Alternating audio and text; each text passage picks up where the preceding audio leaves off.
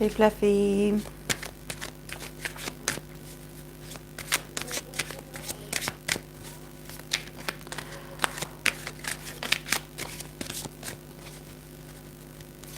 Thank you.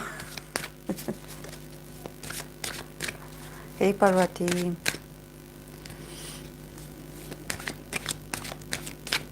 Actually, I'm a bit like cautious. I'm a bit like nervous because I heard that there's a possibility that someone in my neighborhood, around my neighborhood, is testing a mic. So I'm like, oh my God, no, they're going to start playing music. Because today, it's here, you know that it's September the 21st. So we celebrate like spring.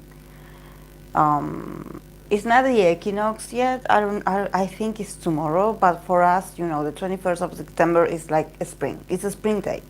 So um, it's a very, you know, it's a happy time, you know, a lot of you know, even when this day it's on weekday, usually they do give this day to celebrate, like the students skip school, they don't go to school, they go to the park or they go out in groups to celebrate this.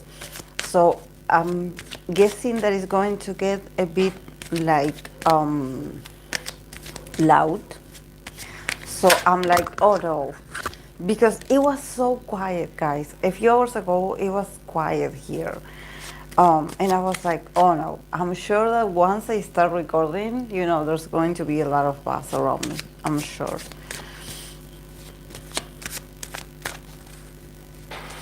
How is Luna doing? Luna is downstairs because, you know, she's doing better. But honestly, like last week, guys, it had been very like nerve-wracking because she wasn't doing better. She was getting shots like almost every day. She also had a blood test, you know, and it was so painful for me to see that because I had to hold her because they would take the blood. They would take the blood. They would take it from her neck, so I had to hold her head, you know. And then there was another girl that she was taking, you know, her legs, and you know the vet. He would have to, you know, extract the blood from here, and I'm sure it must have been very, very painful for that cat. I am, you know, it was so, oh, it was so like too much. I never seen, like, this is my first time getting one of my cats a blood test. I didn't know that they take blood from there, but it sort of makes sense because if you see cat, especially cat legs, you know, and arms, they are very like they're very skinny. I'm sure there's not much like fluid of blood, so they take it from here. But oh my god, like it was traumatizing for me. Um, and she wasn't eating. She had a lot of diarrhea.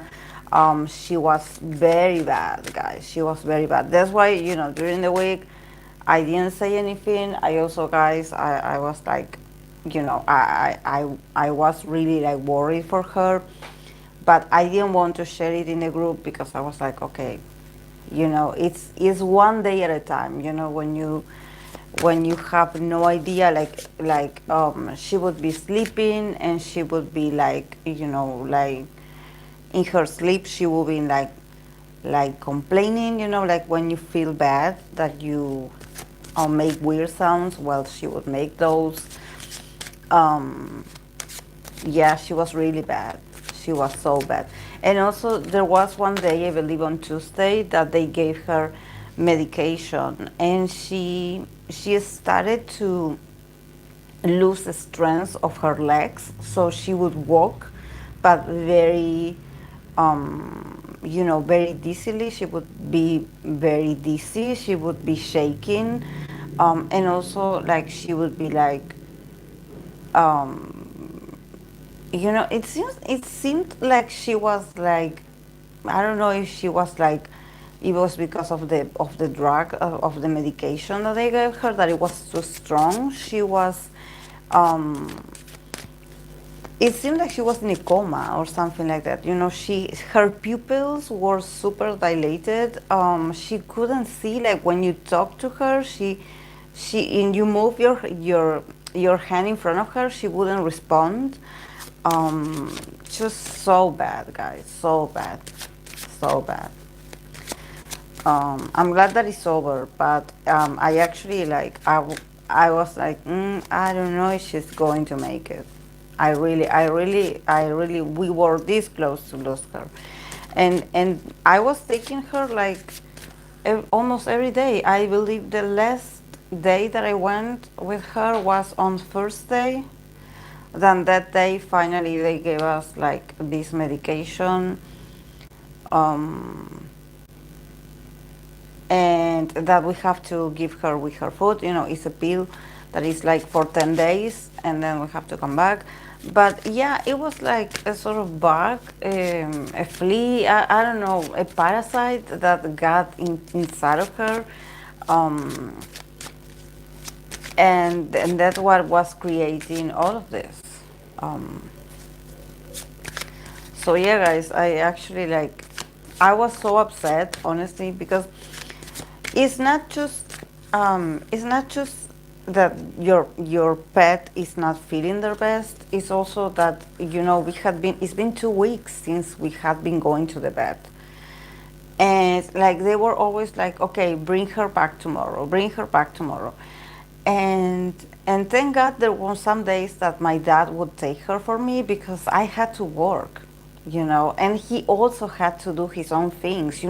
It seemed like our own schedules were sort of like interrupted because of this.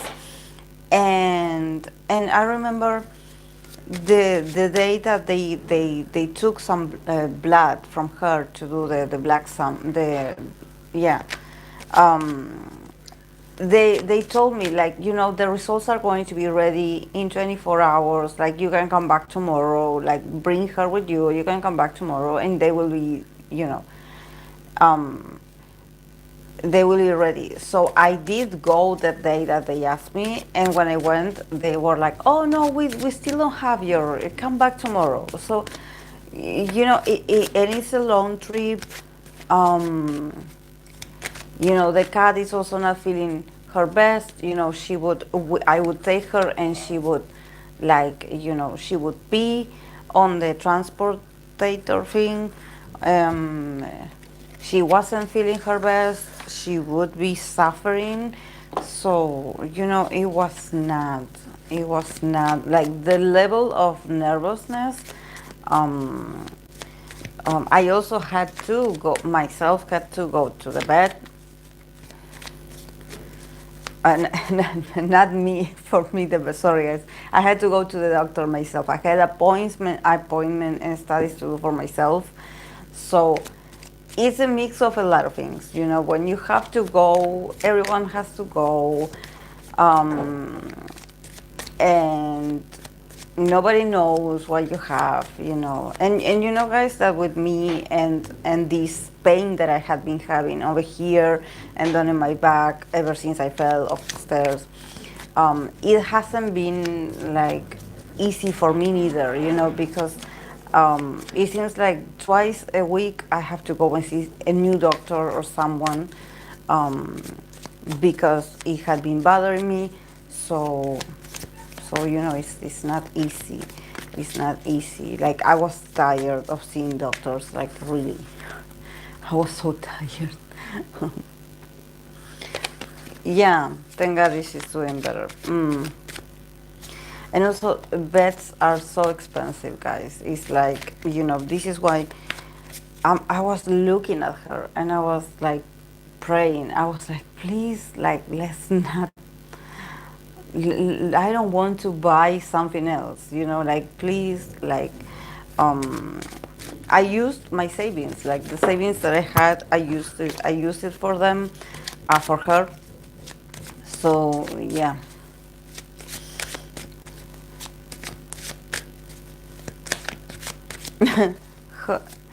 I'm better. I'm better. It's just that the other day, I started doing more exercise and I started to have back pain, like in the lower part of my back, that it's exactly the pain, the place where I hit when I fell. But because I had been like doing longer walks, I started to feel like a pain. Um, but I believe that it was like the doctor said that it was like inflammation, so they gave me more pills. They gave me more pills, but only for 3 days, only for 3 days.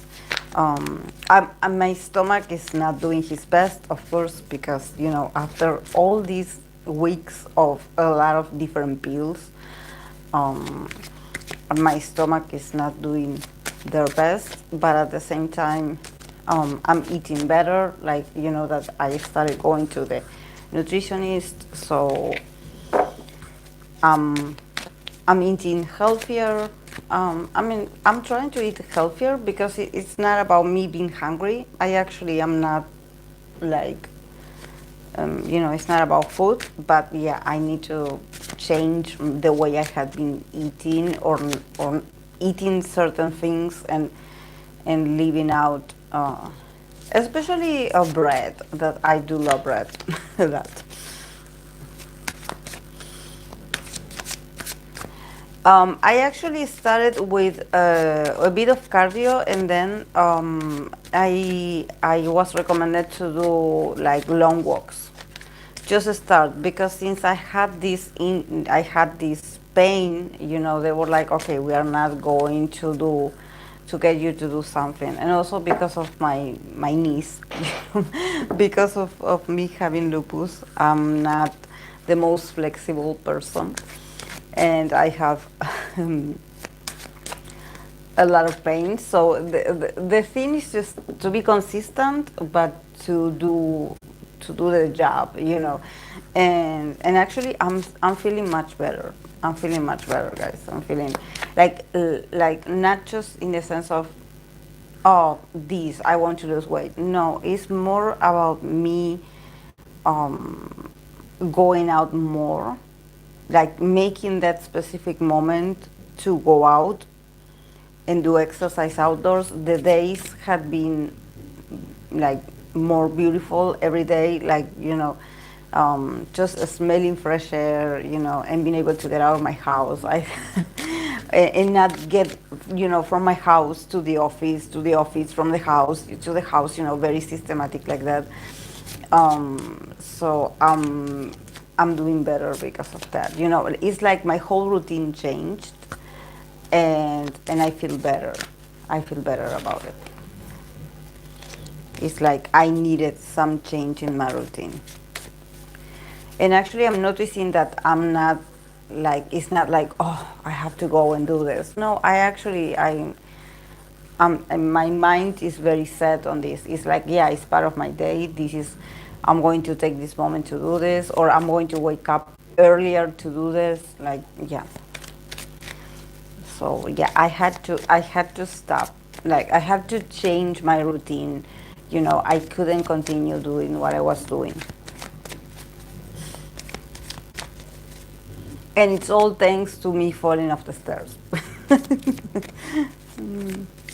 Yeah, it's healthier. Yeah, because it's like those things is like you intuitively that you have to change. That there's some things that you're not okay. Like you're focusing too much on doing this, or just arranging this, and it's like you don't go out that much to see the sun. Like like in the building that I am is always like it always covers the sun, so there's not natural sunlight. And at my house the same, there's a bit of sunlight very early in the morning, but not so much. So I had to go and literally go to a place where there's grass and touch grass. Just walk on grass, just get grounded. get grounded. Mm-hmm. Even just starting this new routine kind of puts you in a more positive mindset. That's how I feel. Yeah, and yesterday I assisted to. I have my yoga teacher. She was my yoga teacher. She also was. Uh, um, she taught me also how to play the the singing bowl, the clear chord singing bowl that I have, that I own. She was my teacher. She taught me also how to play that instrument, how to use it, to sort of like help with the chakras, um, and um, and yesterday, she invited me to one of her groupal sessions, group sessions of, of this sort of therapy that is like you go and you lay down for a few hours, like an hour. I believe it's an hour tops, and she plays the whole. It's like a sound bath. So she plays the instruments, and they are so beautiful. Like for me, definitely sound, like those sound baths are very effective for me. For me, it's like I feel it. I feel the vibrations. Like I feel like for me the sounds are important.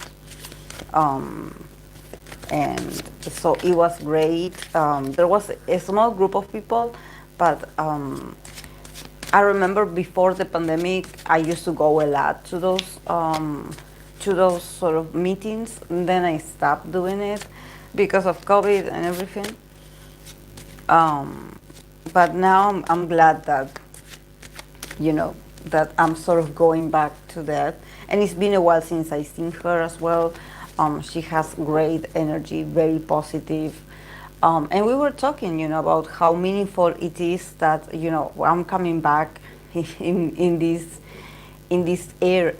times, that we are about to enter springtime.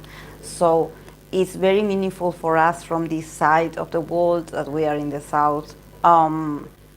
That spring means flourishing, means to grow, means to see the growth. Even nature shows you itself how the cycle, how the world is moving, and now we are entering into this season that is all about flourishing. It's all about blossoming. Um, so it's great to do a sort of review of a few months before. Where were we? Um, like for example, back in March or April. What was going on during those months? What was going on 4 months ago? In what state we were and why we are here now. And also what to make an intention. To it's not about praying, and being like, oh, I want to materialize or I want to manifest this. It's more about like, okay, what are your steps? Where are you going? Where are you going in this new season, in this new cycle? Like, are you closer to achieving what you want to achieve? How do you feel about it? Is there something that you want to change? Because you know that we're always moving. We're always energy. We're always energy. So it's great when you have certain certain activities that allows you to connect with your body, with your spirit, with your mind. Um, and you're like, okay, what am I doing with my life? What is my purpose now? And what I told you guys, they're going to start playing music. I told you guys. Feels like a rebirth. Love spring is my favorite season. Seeing all the flowers, all the nature, back to life. There's nothing quite like it. Mine is fall or autumn. Yeah, fall and autumn are my favorite, but because I love winter, maybe I love winter, like I don't like the extreme cold, but because I suffer so much, that I see summer coming and I'm like, I'm starting to feel annoyed already. Also, the allergies and everything. But, it is what it is. I was born, that I believe that maybe this is one of the reasons why I was born so premature. Because usually the day of my birthday is one of the days that is like the highest, that it has the record of the hottest day in summer. Usually on my birthday is so hot. It's so hot that people actually feel sick because of this. So it doesn't surprise me that I came into this world on that day, because maybe that day, if you a lot of years ago, it was so hot. It was so hot, and for a pregnant woman with other health issues, it was not the best. So I had to do an emergency exit. I was like, okay, let's go. Mm. Yeah, summer is so annoying. Yes, summer is like, unless you are a billionaire, unless you are someone that you have the possibility, you own a beautiful house with a pool in it, and you have people that clean that pool, and that is always beautiful, and you have a lot of green, you have a lot of yards where you can go and um, just enjoy. Um, but for people that you have to function every day normally, you have to go to work, then you have to come back, then you have to clean your house, then you have to. Is like the only thing that you're like, okay, I'm looking forward to get to work is because I have AC inside of the apartment. Otherwise, I will be like, no, I'm not leaving my house.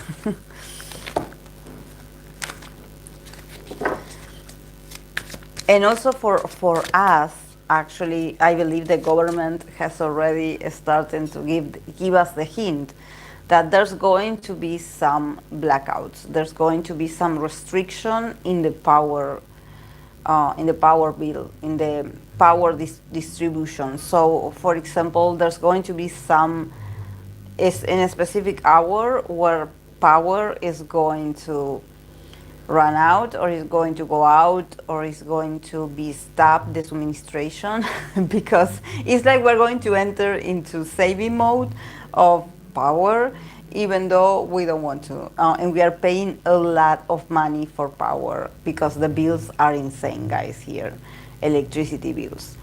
um, but they had come up with this plan because I think that they already seen that, usually on summer we tend to all be with our ACs on at the same time, um, just um, yeah, using it, and they want to restrict it. So so yeah. Yeah. Okay, guys, because I know that is going to be loud because this person is starting to play the instruments. I'm going to tell you who I have on my list. I have a few of the unusual ships that I have pendant. I'm going to do it today since I couldn't do it the other day. So maybe if on Wednesday I start a new series or something, we can leave it at that. With unusual ships, the first one I wasn't sure if I was going to take it because I was like, this is not an unusual ship. I know that this is popular because people were like very insistent on this, and I believe I read for this too already. But yeah, let's pull cards. Let's see. I'm talking about Le Seraphim Yunjin and TXT Yeonjun. Jungkook. This is not like an unusual because people know about this. People have been speculating about this too for a while. But yeah, I'm going to take it. Let's pull cards. Let's see what you know what's the vibe. Then I'm going to read for Blackpink, Jisoo, and BTS Taeyeon. That this is unusual. This was the one that we were like, who? Why? Why Jisoo and Taeyeon? Okay. And then another one that Akira recommended, it was twice Daehyun and BTS Jin. So yeah, let's see about them. Then I'm going to pull cards for Jennie and Bambam friendship. I know that they had been seen around. So yeah, let's pull cards for their friendship. Hey Chachalino. Then I'm going to read for Jeno and Jaemin of NCT Dream friendship update. Then I'm going to read for this new SM Trot group that is called Mitro. I'm going to read for them. Let's see how they're going to go. And 17 June. 17 June.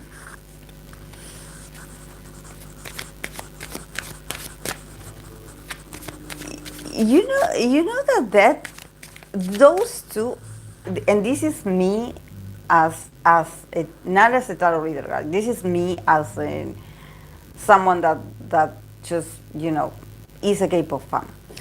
When they came out to sort of deny Jennie and Bambam rumor, I was like, why?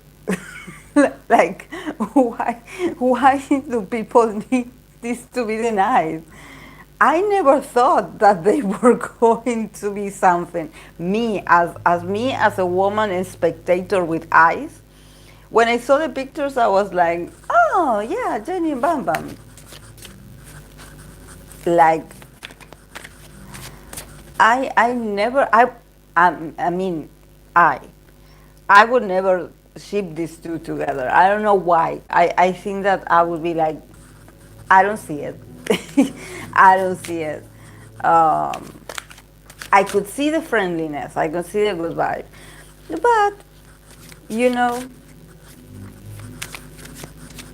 just because in that picture you even see like Jennie's body language. She is talking to him like she's talking to a friend, or someone that you know for a very long time. Her body language seems like, yeah, she knows that there's people probably like recording them and she doesn't care. And even her mannerisms, it seems very relaxed.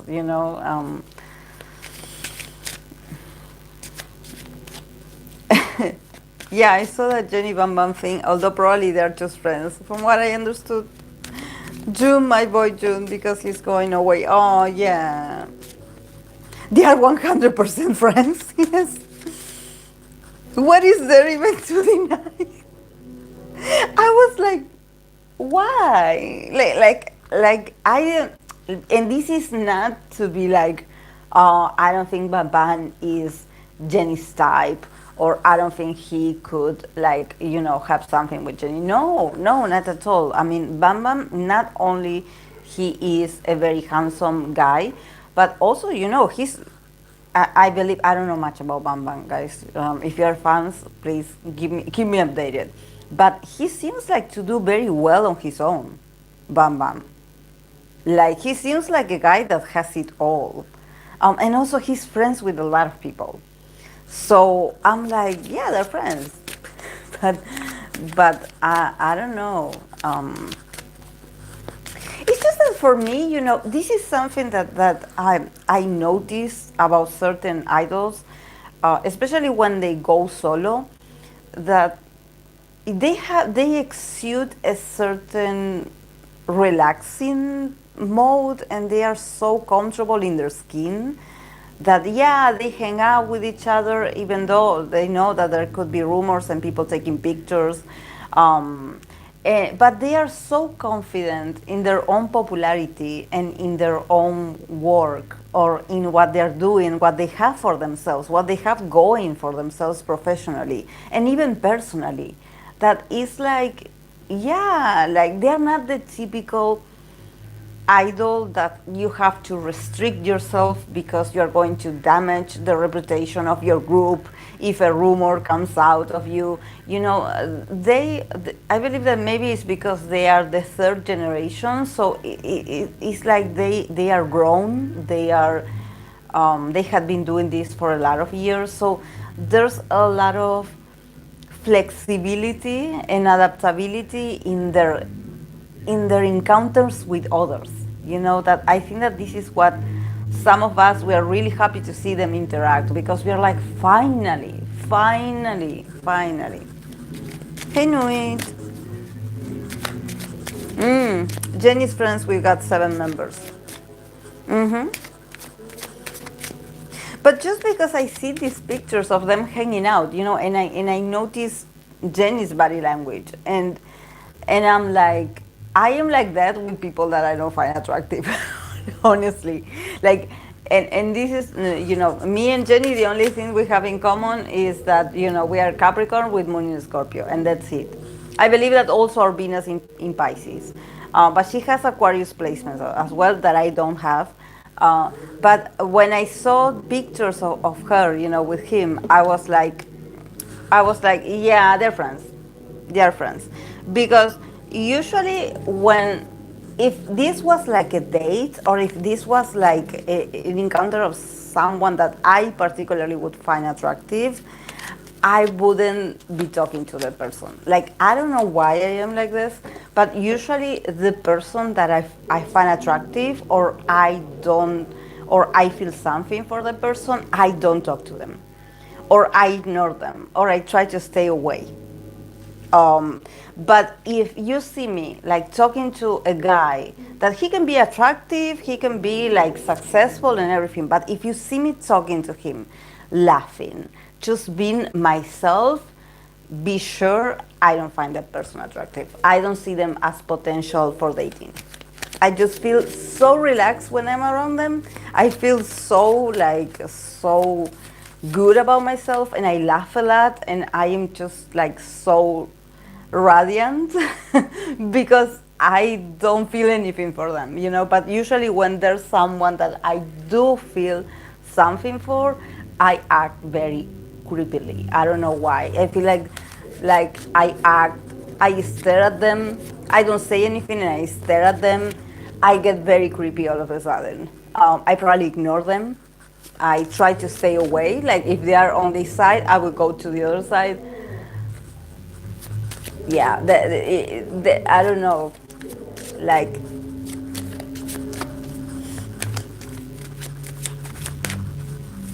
but I'm just so awkward.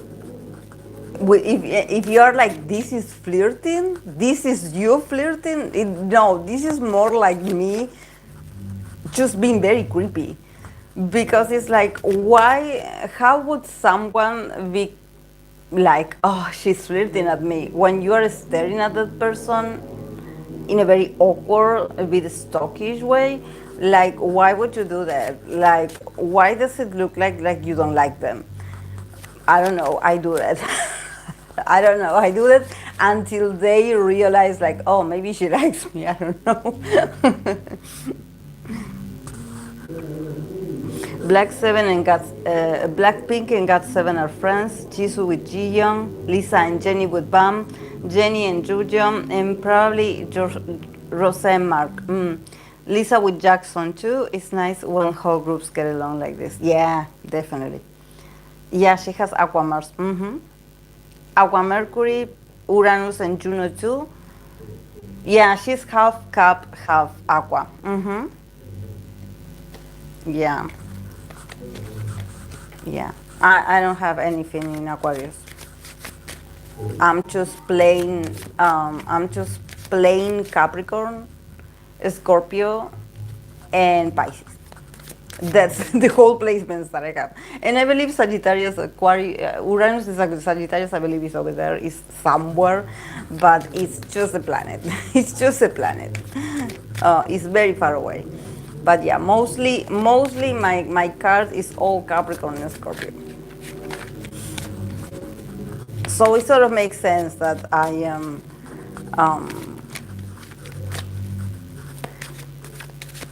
I'm so awkward with the people that I like. I usually tend to get very aggressive with the people that I like. I'm not nice at all. I don't know why I'm like this, I swear. I thought that with the years I would have changed my ways, but no, I'm the same. I'm pretty much the same. Um, Maybe this is why then I end up dating people that have a strong Aries placements, because usually they are the ones that get on competitive mode with me, so they also start like attacking me back. So, and that translates to interest. That probably, if I like someone that is a water sign, they just get intimidated by me because they're like, why are you talking to me like that? Why are you being so you're a bit shy? No, I'm not shy. How can I say this? I'm complex. No, I am like, it seems like I'm upset at the person. It seems like if you look at it from an outsider, you are like, you really don't like that person, right? Because your whole body language changed. Like I become very aggressive, and I ignore them, and whatever they say, I just make faces. I don't know. I don't know. Maybe it's because I have Venus and Mars conjunction, even though it's in Pisces, but I have them in conjunction. So I get very on the defensive, or I get very Martian like. So I tend to get very combative with the person that I like. Yeah, very competitive, very competitive, very competitive. Like, and you're like, it seems like you don't like that person, because probably if I'm around the people that I love, with them I'm the sweetest. But then this person appears and I treat them so bad. Like, like, like, I don't know. I don't. That's the way I flirt, guys. I flirt with aggression. I don't know. I don't know why I do that, but yeah, it's my love language. I start arguing with them about, like, if they say, "Oh, I like this," I'm like, "Oh, that's awful."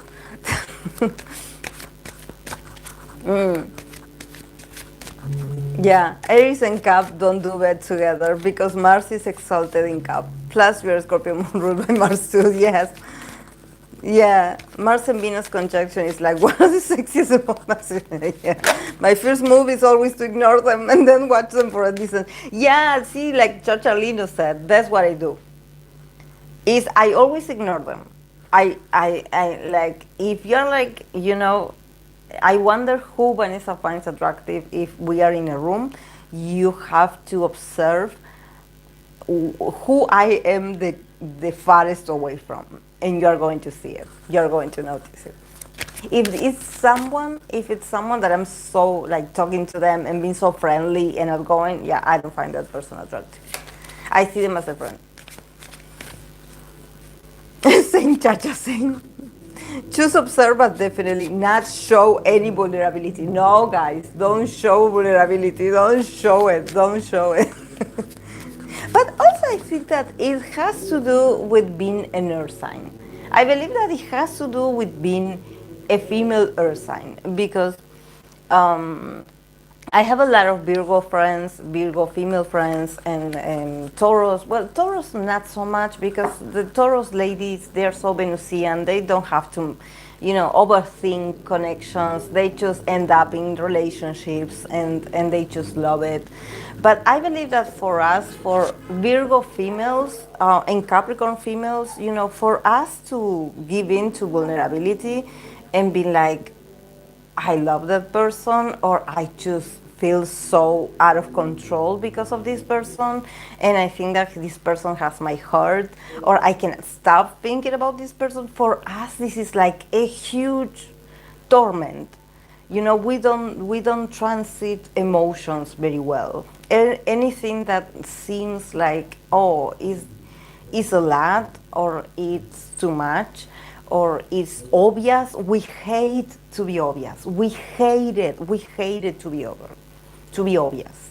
So I think that probably, yeah, for us Virgo women and Capricorn women, we often have this awkwardness, and this is our love language, that we are like, yeah, I like you, but now I don't like you. Like, I talk to you, but the next time I will ignore you. We are like that.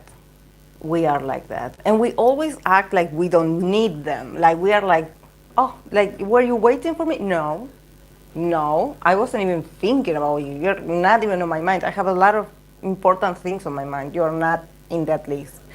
When actually we are a sucker for love. But yeah.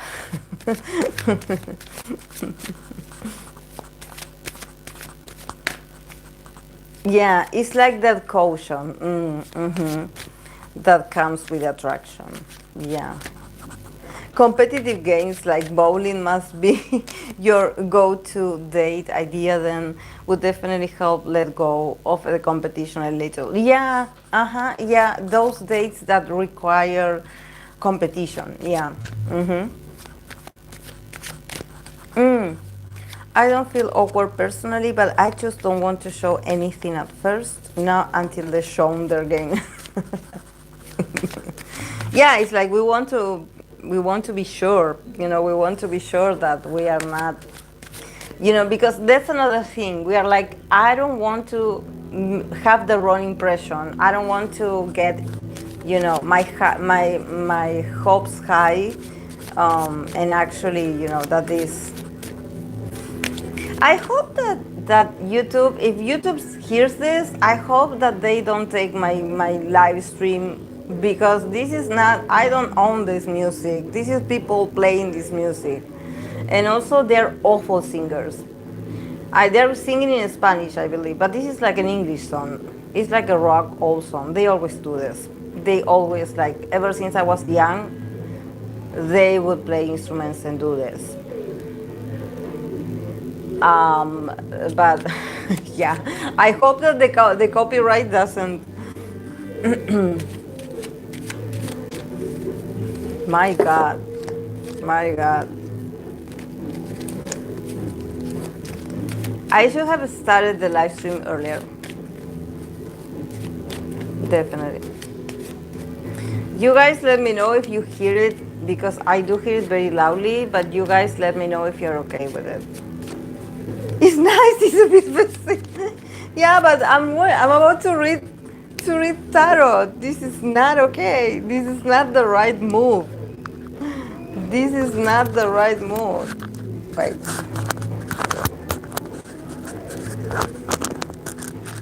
Last time you said you would go to see JK documentary.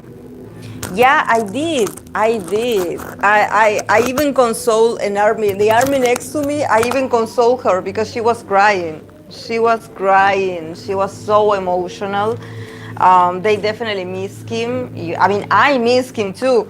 But I believe that probably if you are like a full army, you probably, like, for me, since I believe that my most attachment that I had for BTS was very, especially when I see old footage of them when they just started, in those moments I get emotional.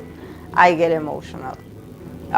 Because it reminds me of the first time that I saw, things about them. I know their story. I know their first documentaries, their first, Run BTS games. I know everything. I know everything.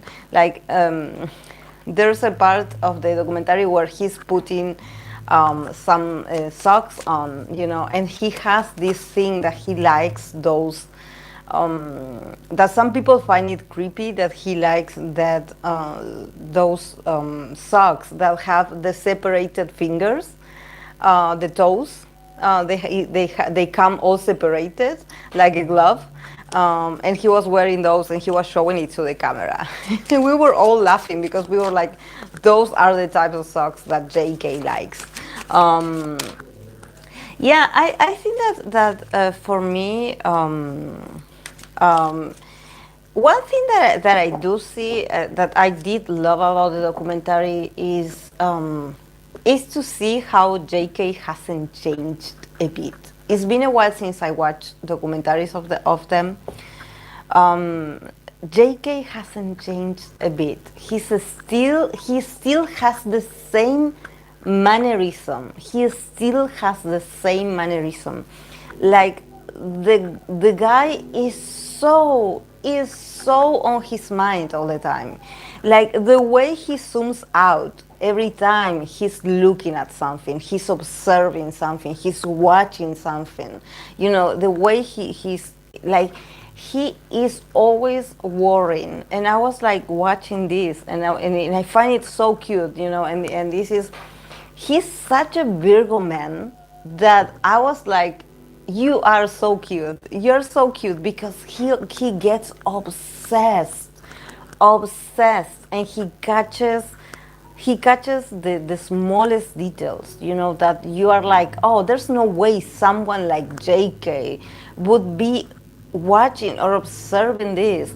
Like the amount of time that he had been singing while washing his teeth, he has been singing. um, and this is something that I believe that also this is why he he is the best at his job, because I believe that there's something about JK that for me it represents repetition. It's like when you don't know how to do something, and when you just started doing something, you do it over and over and over and over until you get better. And when he was talking about like, okay, when I started, I wasn't confident. I didn't think that I had, like neither at singing nor dancing. But you know, he practiced. He practiced. He practices every day. So seeing those things about him, you know, how he is constantly repeating, doing over and over and over, and you're like, that's why this man is the best, because he does things over and over and over. This is why he is the main vocalist. It's not so much like, oh, I was born with a talent. No, but it's also like, how do you perfectionate that talent? How do you take care of your tool, your instrument, your voice? Because you could lose your voice, and if you don't have the voice, you cannot sing. Or if you, for example, if you are a teacher, if you are someone that your living has to do with talking to people, if you lose your voice, how are you going to do it? So seeing him being so like having these obsessive repetitions, I was like, and also seeing the nervousness in him. I was watching him and I was like, personally, I admire him so much as an artist, but then I was like, you're so nervous. You're so nervous all the time, all the time. And when he's looking at the window, I see his face and I'm like, he's overthinking about something. He's like overthinking. He's like overthinking all the time. He's not even there. He's already gone. Like, because this is how he works. This is how I don't know how he processes emotions. I don't see it. But when it comes to how his mind is running, in his eyes, I can see it. In his eyes, I can see it. I can see it. I'm like, you're so nervous. You are so nervous. Like, I wonder how he disconnects. I wonder what he does, personally as a man, to disconnect from this overthinking. How he does it to connect with someone, for example, because I find it very interesting, like the way he wants to do things over and over. And no, this is not okay. Let's do this over. Let's do this over. And even when he tells you, like, I'm okay, no, you're not okay. You're overthinking. mm.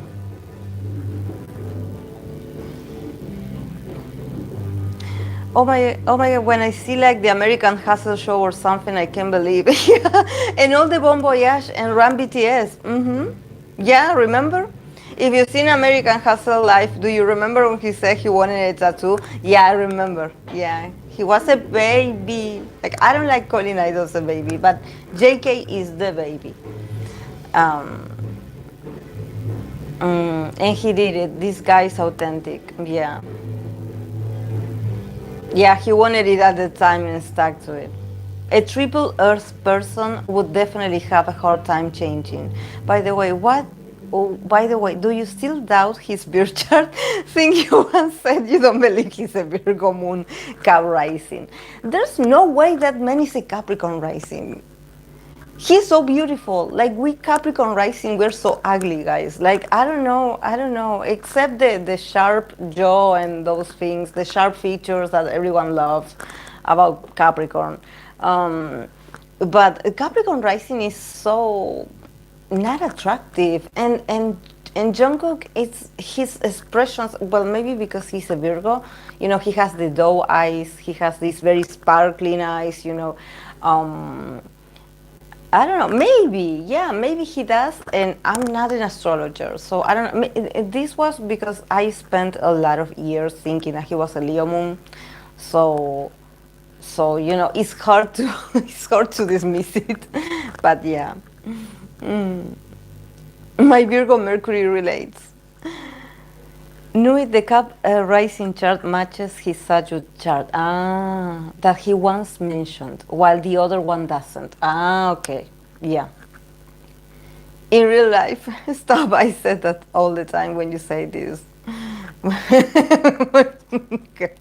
Yeah, I know, but yeah, she is a Cap rising, but she also has these other beautiful placements as well. Yeah. As a Leo moon, I actually never thought he was one. Really? Really? Maybe it's his Virgo then. Maybe it's his Virgo placements then. That actually he is so good at everything. And he has, because for me, when everyone, even when they call him the golden magnet, I was like, this is so Leo, you know, he's being called the golden magnet, you know, like the chosen one. This is so Leo. Um, but but now that I think about it, you know, being a Virgo, if he's a Virgo sun and moon, it sort of makes sense because, you know, there's something about Virgo being, you know, being such a perfectionist and being, I mean, do you see Mark? Like NCT Mark, like every time I see NCT Mark, even though he has a lot of fire, I see his Virgo placement working all the way, or working in favor to him being better and better.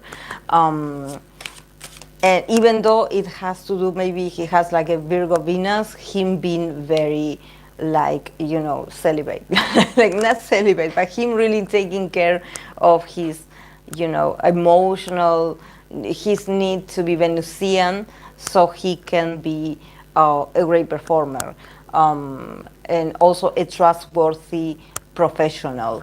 And also, if you notice, a lot of idols have Virgo Mars. A lot of idols have Virgo Mars. The best dancers actually have Virgo Mars.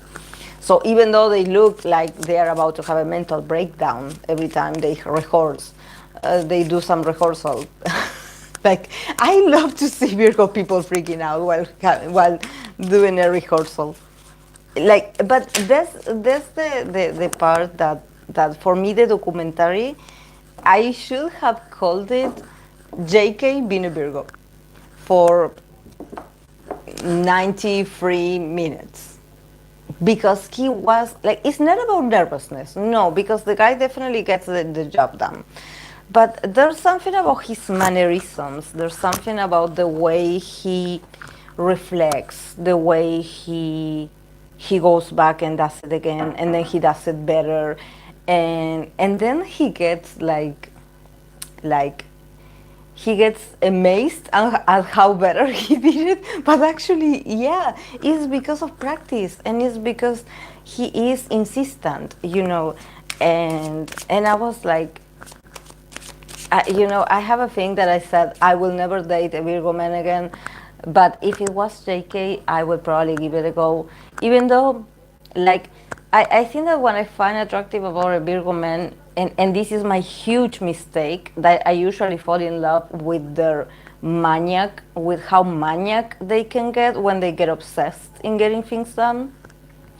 And I fall in love with that. And then, you know, when it comes to my emotional needs, I realize that they are not that good at emotions, or, you know, that the way they get obsessed with details when it comes to their work or their career, is not the same as what they do for relationships. So, sometimes I have to, separate my attraction and admiration for their obsessiveness, thinking that they are like that in relationships, when no, they only are in things that, have to do with, their performances, or it has to do with their professional side, or it has to do with getting the job done. But it doesn't necessarily reflects on their dating life or their dating style or what kind of lover they are.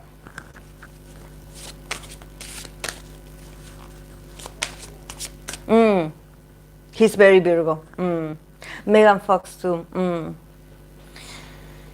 Well, now that I think about it, does he really match Leo Moon? He was always shy, always humble. Those have always been his major traits. Yeah, I believe that you're right about that, because if you see Taeyeon, NCT Taeyeon being a Leo Moon and Haechan being a Leo Moon, both of them are very playful, are very, like, they have that like, yeah, I know I'm the best, and I believe that JK is the best, but there's something about him also, like, yeah, he can be cocky, but it's like a brief moment, and that's it.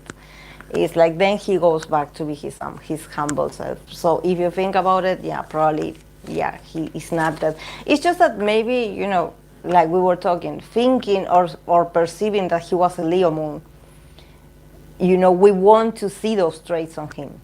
So maybe he was like congratulating himself. Instead of us appreciating his efforts, we were like, oh, that's his Leo Moon showing off. And actually, no, the guy, had been, perfectioning himself and obsessing a lot of times to be that good. It's not about him being the shining protagonist, Especially if you compare him to Daehyun, who is a Leo Moon, it just doesn't fit. Yeah, Leo Moon's people, especially idols, have something that reminds you of royalty. Yeah, they have that. Even they are, I would say, they are more impactful when they are playful on stage or when they have their moments. They get your attention more than a Leo Sun, I would say. They get your attention more than a Leo Sun. If you're JK, it's all right. Or Hyunjae, not a problem. I agree with you guys. Whenever I see JK perform, you can see he's thinking about doing the best. A Leo Moon for me would just go with the flow and enjoy. Yeah, you're right, Nuit. Isn't Ciel a Leo Moon? Yeah, she is. Yeah, there's like this, this like, yeah, I'm the best. Like, they literally sing. They sing in their songs, I'm the best. Hey, Marushka. Hyunjae was really nice compatibility reading Vanessa as Virgo. Yeah. Wouldn't you agree? It was such a nice surprise. I thought he would criticize left and right and be all about details. Yeah, he's so relaxed. Like, I was like, yeah, that man is so relaxed. So relaxed, yeah. Chachalino, for me, Leo Moon is so different depending on the sun side. Some amplify it and some draw it out. Yunjin is a Leo Moon too. Yeah. Actually, their faces remind me of a lion sometimes. Their faces. They have more Leo features than the Leo person.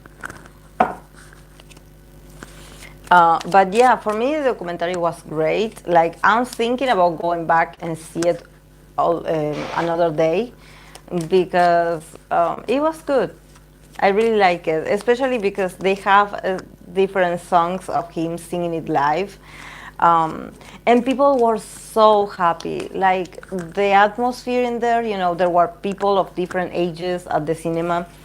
There were whole families, and everyone were clapping, everyone were like singing along, like it was like as if we were at the concert.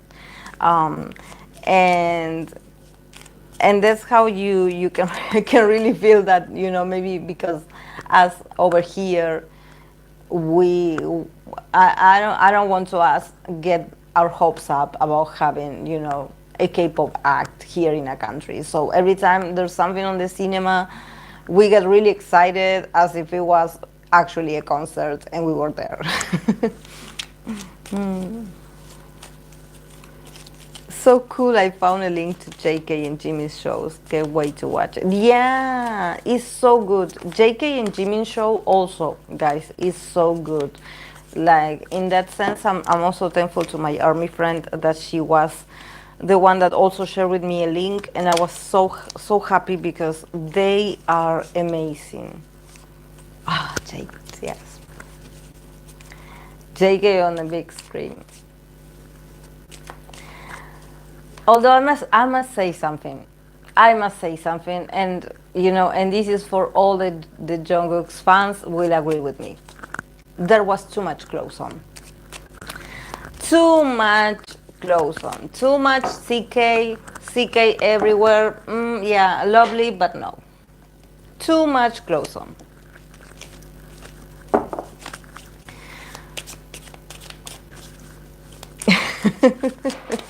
I wanted to see, I don't know. Um, but yeah, JK is very charming. It's very charming. But for me, what I couldn't stop, like every time he would say something or he would reflecting about something, I was like he is so. He's still the same guy, and he's and I think that when you see him overthink himself and every move, you sort of relate. You're like, we would all be like him if we were in the place that he is. And also how lonely. Like, I mean, the guy is never alone because there's always people around him.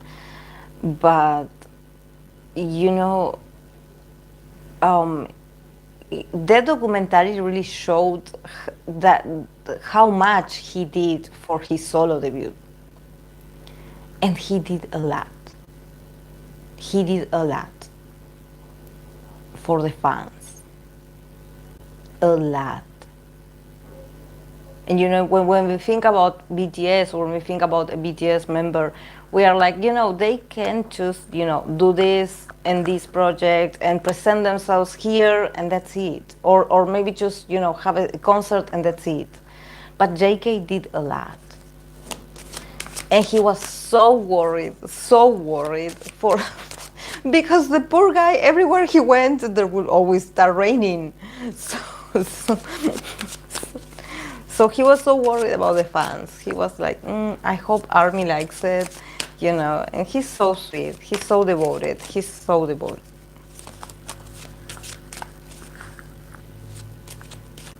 Yeah. He has the charisma, definitely. He is a soloist, definitely. He is a soloist. Yeah, when it's too close, it can be uncomfortable, like Scarlet Heart. You guys have seen. Yeah, I did. I did see it.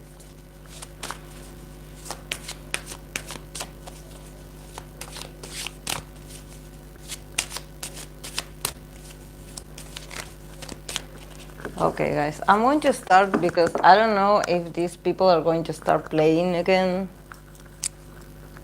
People were saying he did not work enough on his solo, that he just isn't. That's what I remember when his solo came out.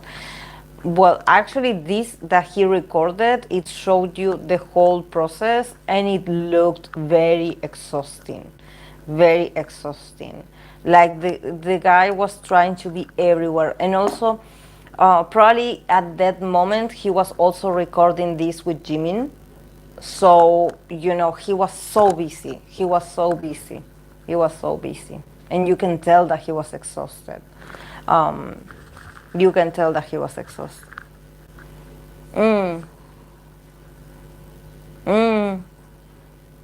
Yeah, standing next to you when it starts playing, you sort of feel it like, I don't know why. Like, I remember that at first also I was like, I was not like paying that much attention, but now that I heard it on a cinema, I was like, you get your,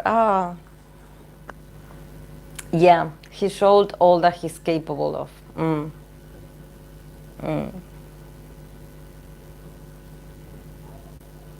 There were a lot of fans with the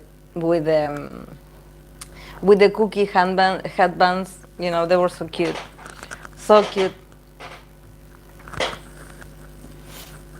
Okay, guys, let's begin with the readings because you know me. I'm always talking, and then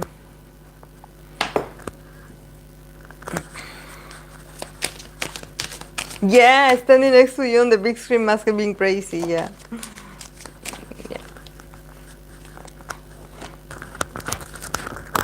Yes.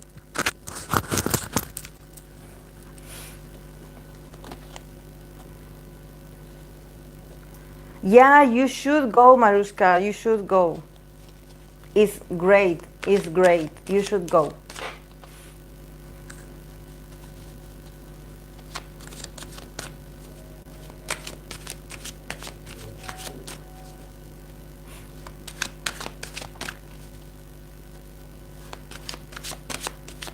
Okay. Let's see. Let's start with this unusual ship with Les Seraphim Yunjin and TXT Daehyun. Let's see. Let's see. Let's see. Let's see.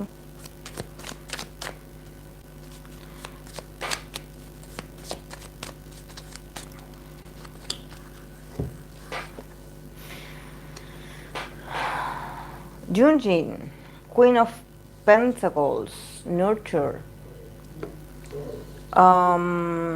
TXT Yeonjun, Prince of Cups, Evolution.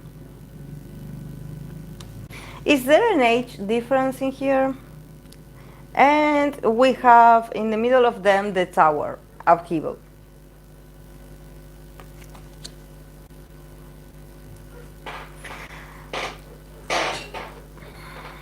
There's an age difference between Yunjin and Yeonjun, right? Le Seraphim Yunjin and Yeonjun of TXT.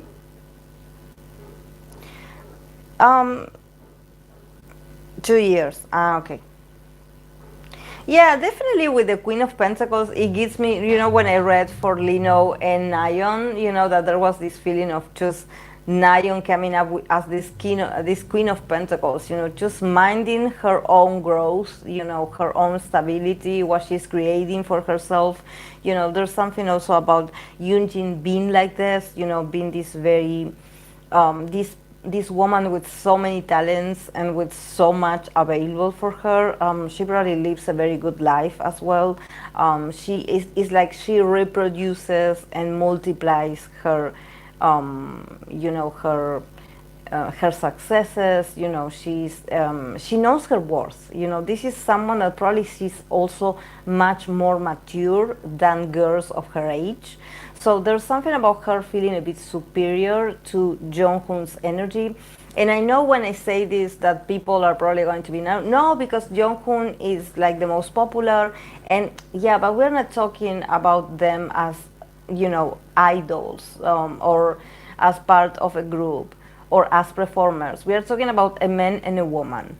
And definitely in the case of Le Seraphim Yunjin, I see her just being so mature, just being so professional, just being so, so grounded. And she definitely is too mature for him. She's too mature for him. Also, probably her mentality is very different from him, So I see her just being like, yeah, no.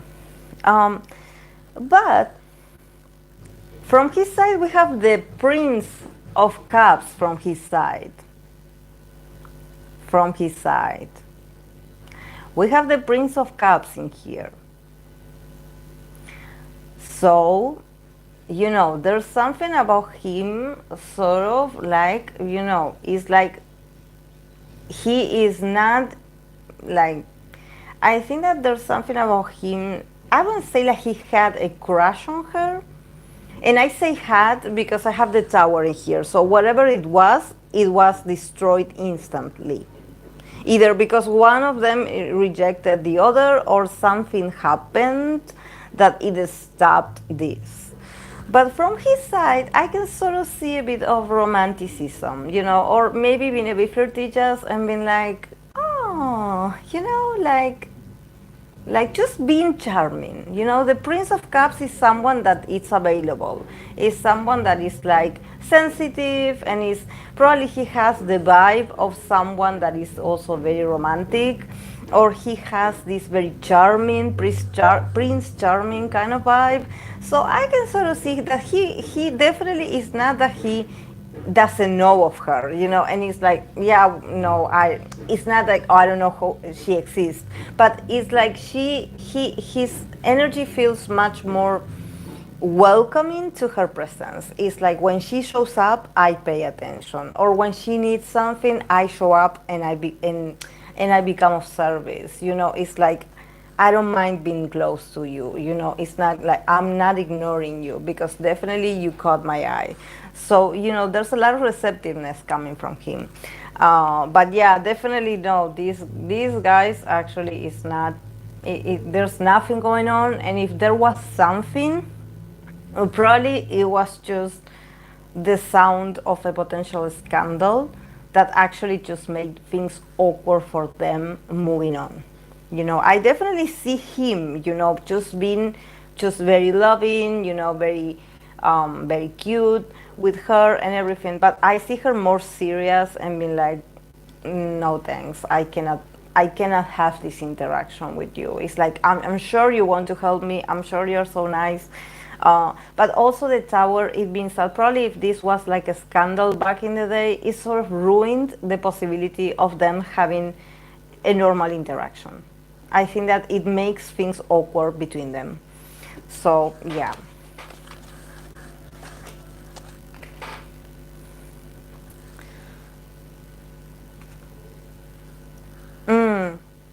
Yunjin was on code with Onyu 2 weeks ago, 2 years, so she matched his maturity and energy so well. People in comments were saying they match so well in maturity.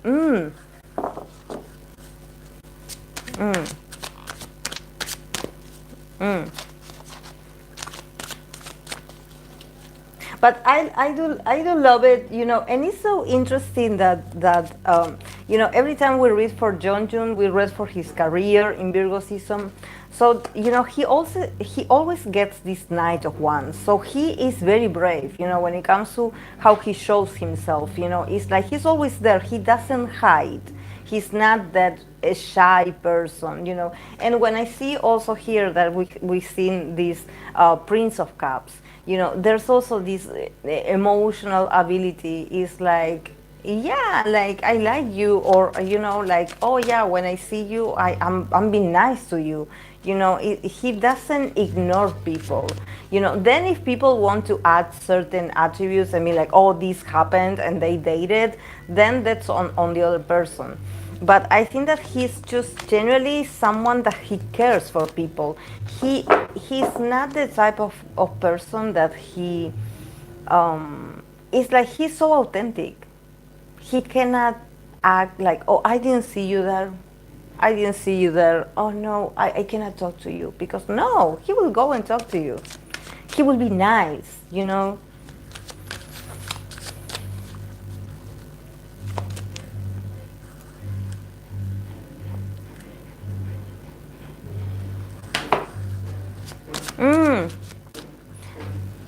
He has such Mars.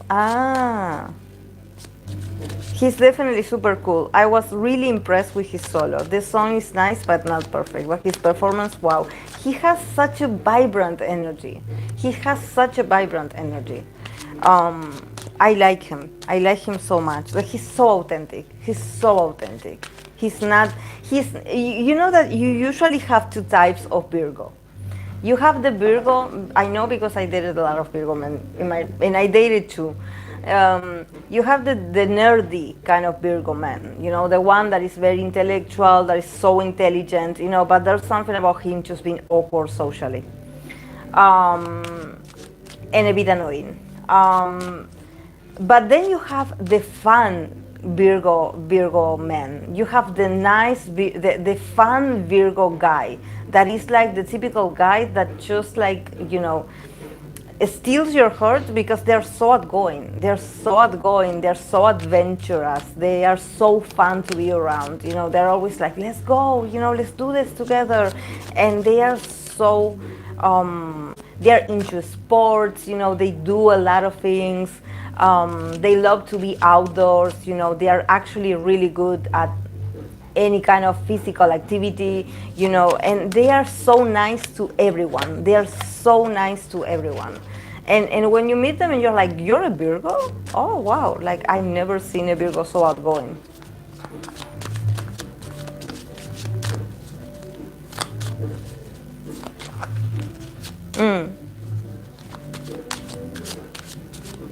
Yeah, RM definitely first type of Virgo. JK and Jonghoon will go to the second type. Yes, exactly. Hyunjae too.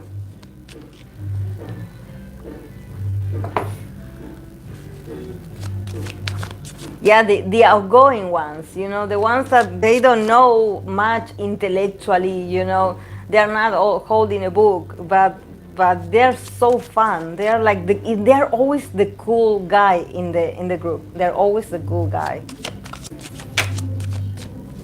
Okay, let's continue with Blackpink, Jisoo, and BTS Taeyeon. Let's see.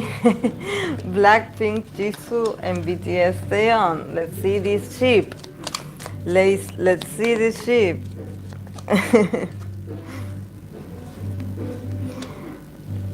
Jisoo, Taeyeon, and wow.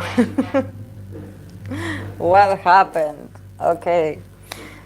Yeah, I mean, for Jisoo, we have the star card.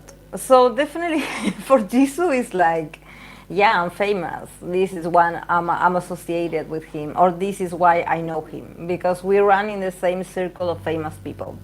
So yeah, yeah, I'm a star, he's a star, for association.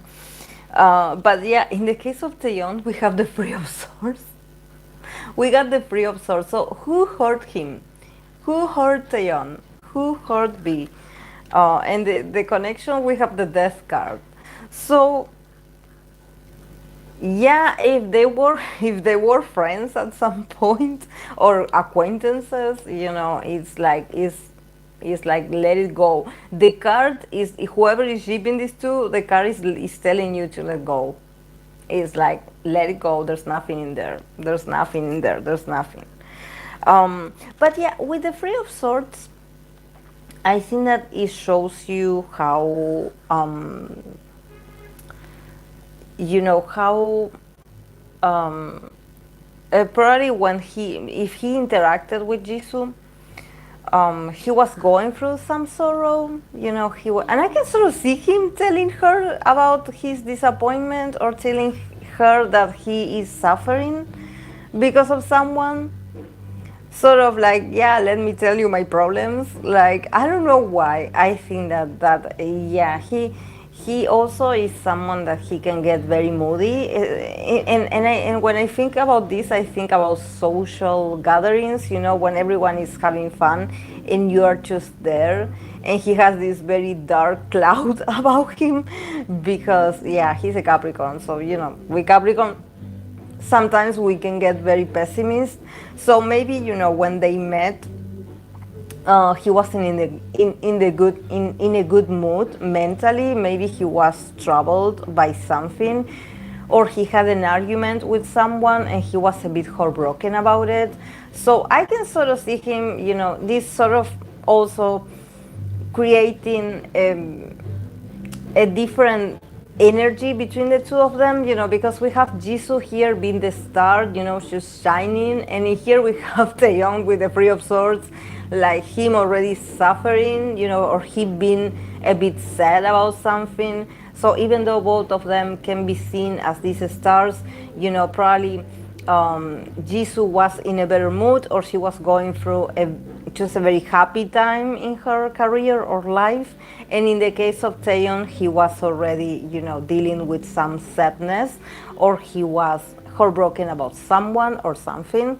So definitely their energies, they are not, if they hang out, it wasn't like a positive first impression, not first impression, but probably if they talk, it's not about, like, oh yeah, this that you told me, it was like a great conversation. No, it's actually very superficial, but yeah, guys. But yeah, I love Jisoo. Jisoo got the star card, so definitely, if there was an instance when they met, she was shining. She was shining like the star that she is.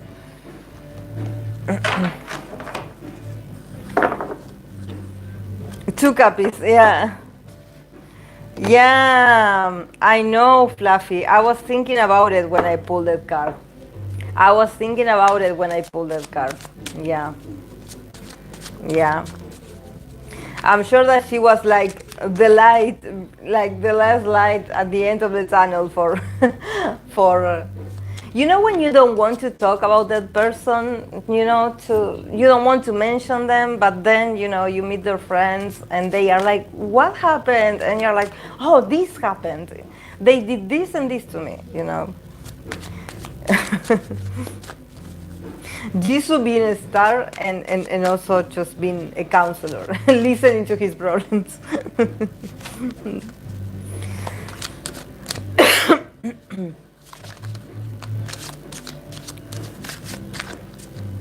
Definitely.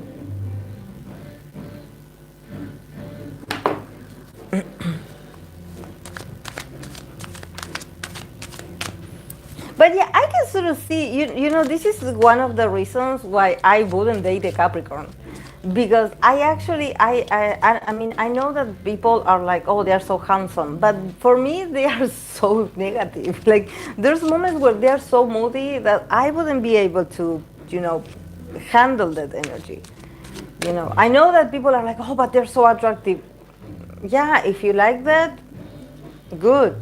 For me, like, I hear them talk and I'm like, your energy is so low. Like, I need like, even as a friend, I cannot comprehend when they get into this very dark mood. There's no way you can get them out of there. They get so, oh, they complain a lot and they are so, no. It's not negative, but they are so pessimistic that I cannot with them. I cannot. I'm like, okay. Okay, let's see for twice Daehyun and BTS Jin. Let's see these two for twice Daehyun and BTS Jin.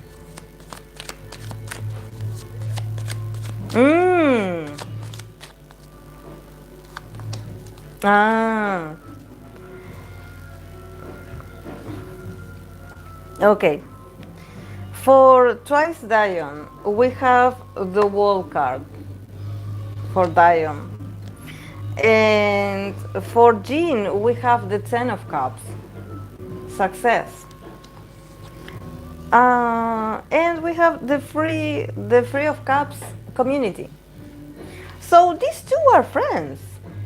I mean, I don't know, I don't see anything romantic, but they definitely are friends.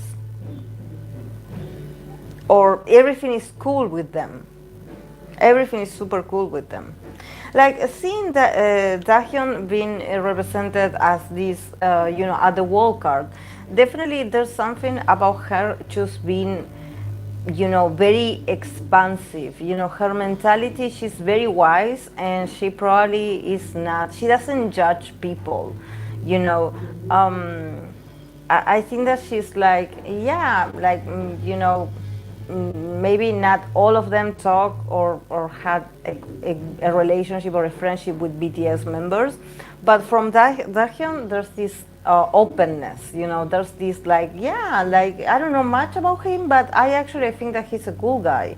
There's something about her, just being very considerate. I think that she has a good memory of him, and also she's like, she has, I don't know why I want to say this, but she has the ability to move on, to, uh, I don't know what happened between BTS and Twice, but definitely there's something from Daehyun's energy with the wall card that she's like, yeah, I'm not that fatalist as the other girls, or like, oh, I'm not going to talk to him because you guys don't talk to them.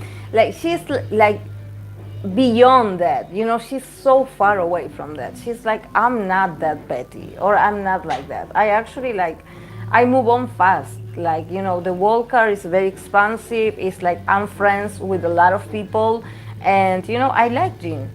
I like Jin. And also from Jin's perspective with the Ten of Cups, there's also this, this feeling of them working together at some point, or sharing. I believe that they are part of a group of friends. With the Three of Cups, there's this strong ties of them just being very close because of a group. So this is why their perception of each other is positive, but also is very worldly, is very wide, because there's other people involved.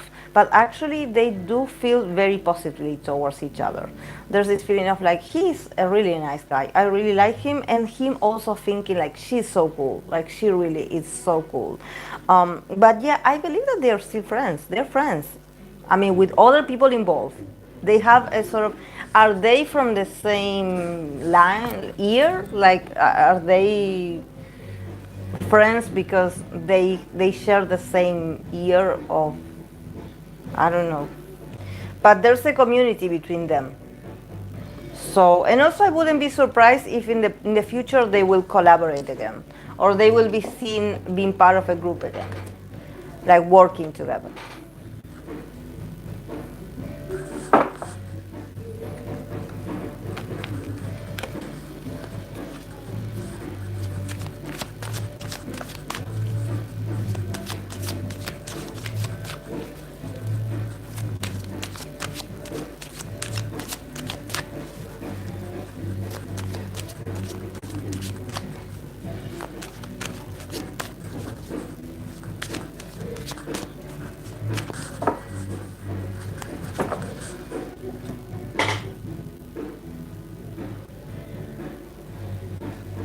As a Cap moon, if I have to be with a Cap, he has to be optimistic, because if not, we'll just pull each other down. Yeah.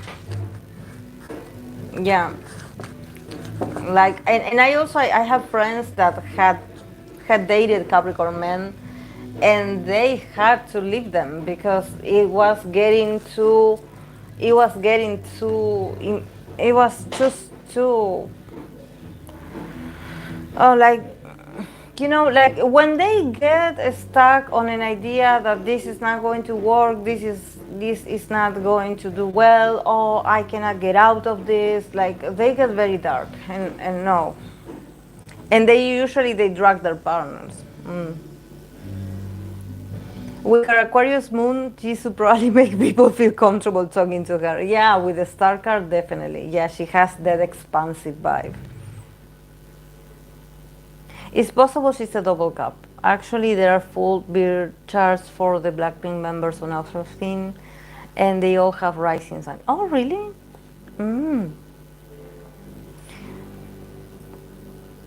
Fluffy Yeonjun is super positive and giggly. Caps can be more positive, especially with age. So it's possible I notice a change in his attitude compared to more. I don't know. I think that with age, it depends how well they're doing professionally. If they're not doing well professionally, if they feel stuck, that's all they're going to talk about. They get depressed very, very fast, and not depressed like, oh, I feel sorry for myself. No, depressed of like, they get fixated on, this is not working. This is not working. This is not working like I wanted. Oh, but you have other option. No, because this is not working how I wanted. This is not, no, no. Oh, everything is dark. No. I don't care if they're, and I know that they're super attractive. So I understand that women, especially water signs, the women that are water signs that are like very loving, you know, they are like, I can save you, I can fix you, and they don't want to fix. They want to remain in that. We are fixed signs. So once we are fixated on an idea, we cannot get out.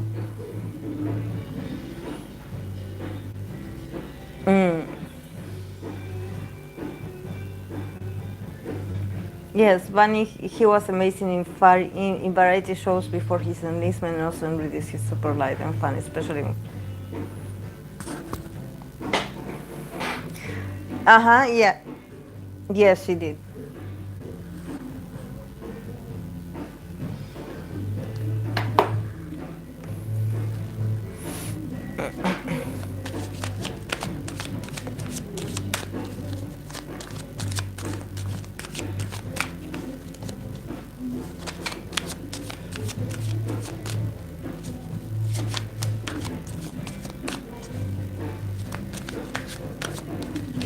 Okay, let's see Jennie and Bambam friendship. Jennie,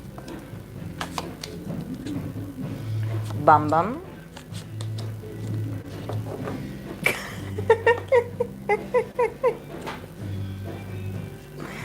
Oh, Bambam. Oh, Bambam. I always have to remember I'm reading for a Taurus man. I have to remind myself this because the cards are so oh my god, Bambam.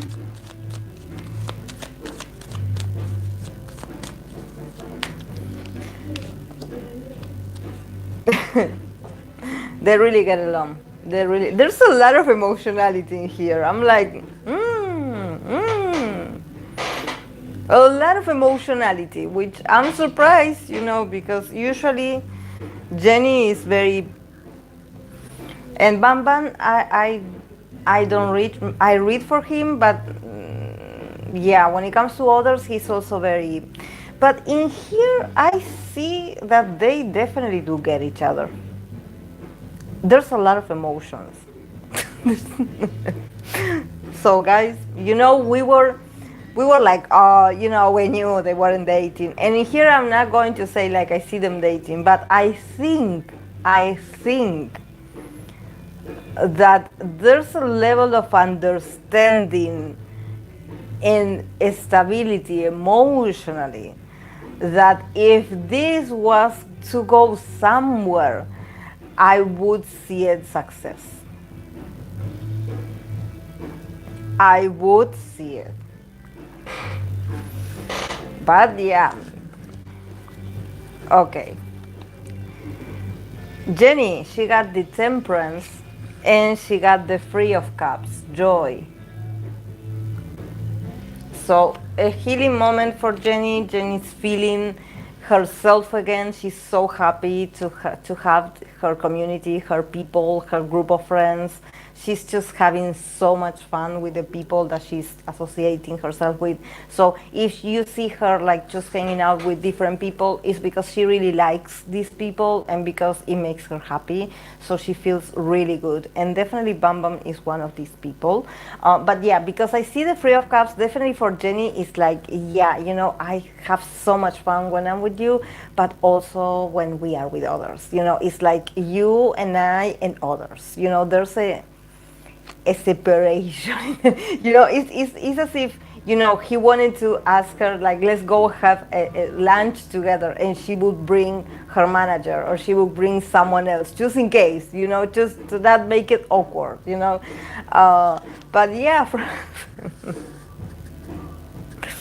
from his side, we have the Two of Cups.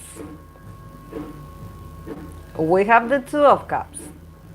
What does this card says? It says love. Two of Cups, and we have the Seven of Swords. Uncertainty. uncertainty. So definitely, Bambam is a bit of um, it's like it's really funny that that yeah, he really likes her.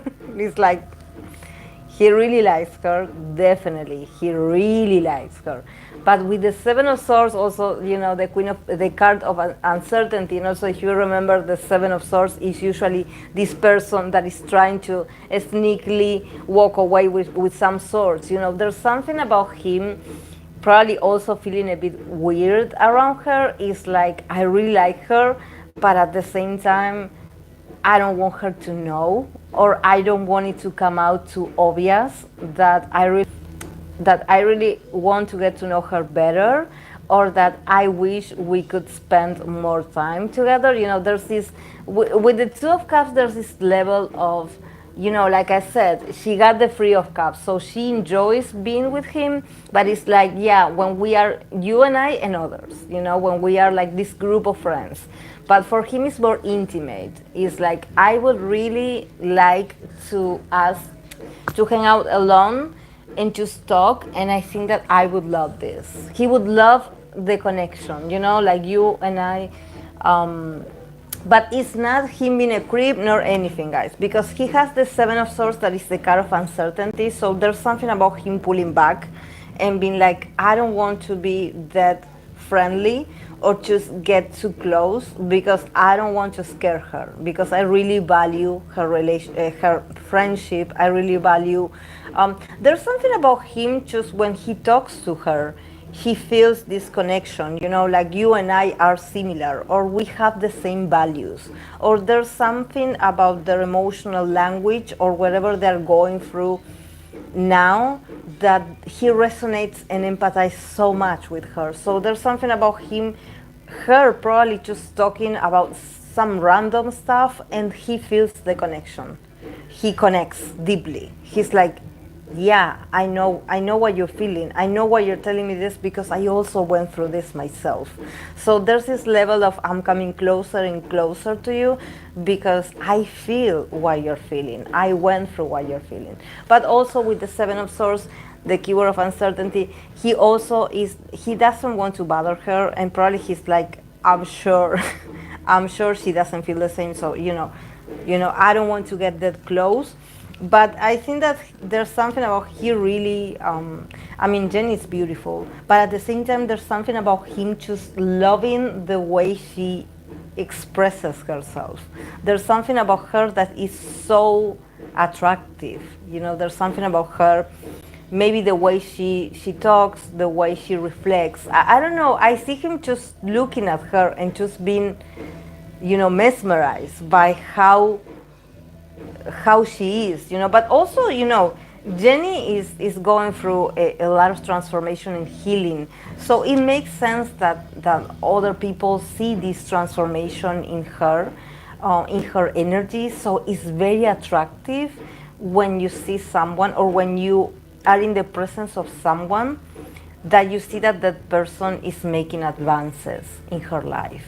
And also that her language, her ideas, her posture is much more free. So you definitely feel an attraction towards that. When you see someone that is so confident, that is so happy, or that is so free, finally, after all these years of maybe, because I believe that, maybe back in the day when idols used to talk to each other, maybe what they have in common is, all the things that they hate about the reality, or all the challenges that they went through or were going through back then. So now, a lot of years had passed. So them being able to talk about possibilities, freedom, opportunity to choose, receiving the love, I think that this is because it creates a certain connection. It's like, yeah, I'm proud of you that you are here. I was here too. When I first, got independent, I also had my fears, I also had my insecurities, but here we are. So I'm happy for you. Because we have between the two of them, we have the Nine of Cups, that it says emotional stability. So both of them are so fulfilled emotionally, and probably this is their language. This is what they bring to their union, to their reunion, to their, if they meet, they exude this emotional stability. They are like, I'm happy. They're like, I'm happy where I am. And how are you? There's like this openness to really connect and really talk about happy things, for the first time in a lot of years.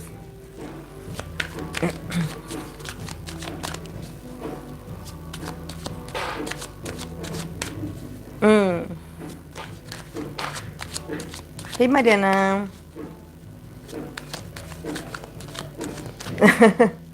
Yeah, two earth signs.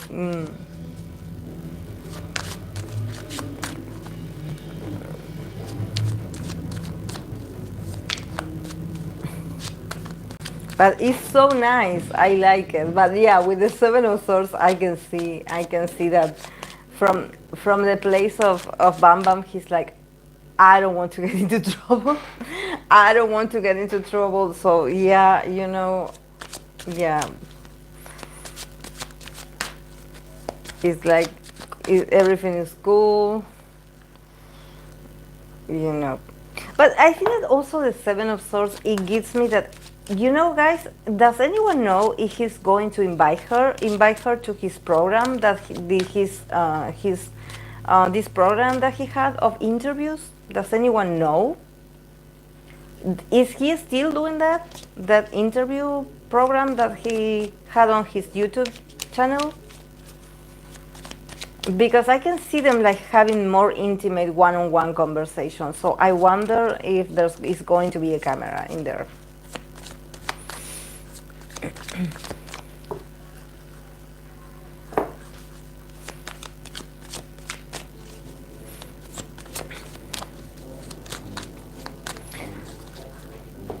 Okay. I'm going to read for Jeno and Jaemin of NCT Dream Friendship Update, because someone wanted to ask me if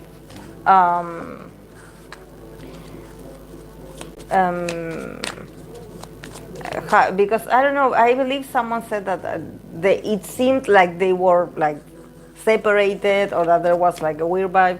But if you see actually my previous reading that I did a few months ago about Jaemin and Jeno, back then I did see certain differences between them, and I also said back then that that's normal in their connection.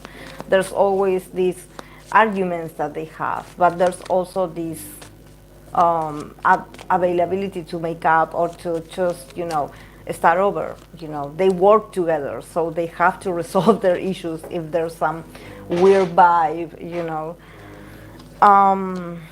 Yeah, from Jeno perspective, we have the Eight of Cups and we have the Eight of Pentacles.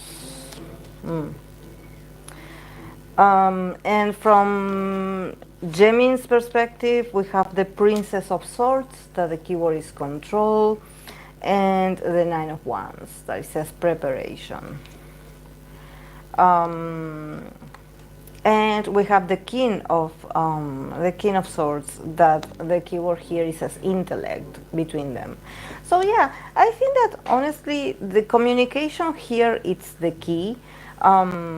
I think that if there's some, one of them says something that offends the other, there's this possibility of them actually, just like to be able to talk about it, and to always take it from the place of a King of Swords, from a place of the intellect, sort of like, avoid misunderstandings, or try to use your intellect to understand where the other person comes from when they tell you something, sort of be more mature and probably learn to communicate better and learn to listen better.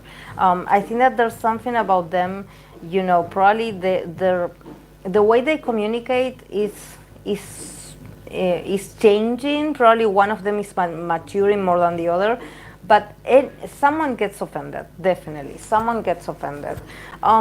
In here from Geno's side, I do see it a bit much more unstable because literally the Eight of Cups in here, the keyword is instability. So I think that emotionally, and also with the Eight of Pentacles, I think that in the case of Jeno feels very unstable emotionally because he had been working a lot on himself, or and when I say on himself, I see it work literally, maybe with his body.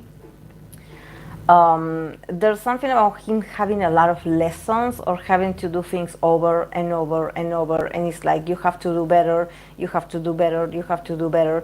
And I think that this is something that adds a lot of pressure to himself, that he feels like he's the only one that is, or at least in this friendship, he's like the only one that is always asked to, to do things again or to perfectionate something about himself. It's like you have to be better, or you have to change this.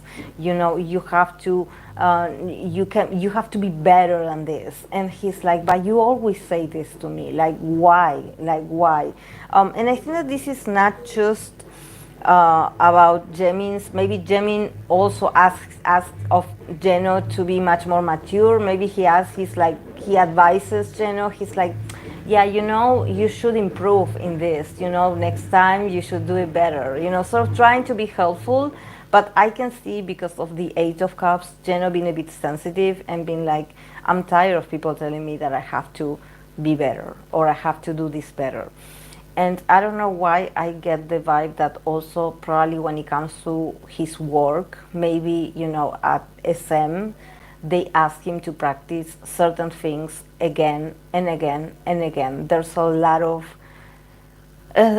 things that he has to do over and over and over, and he feels frustrated because he compares with others. Maybe he compares with Jaemin, and he's like, but you guys don't tell Jaemin this, but you do ask me this.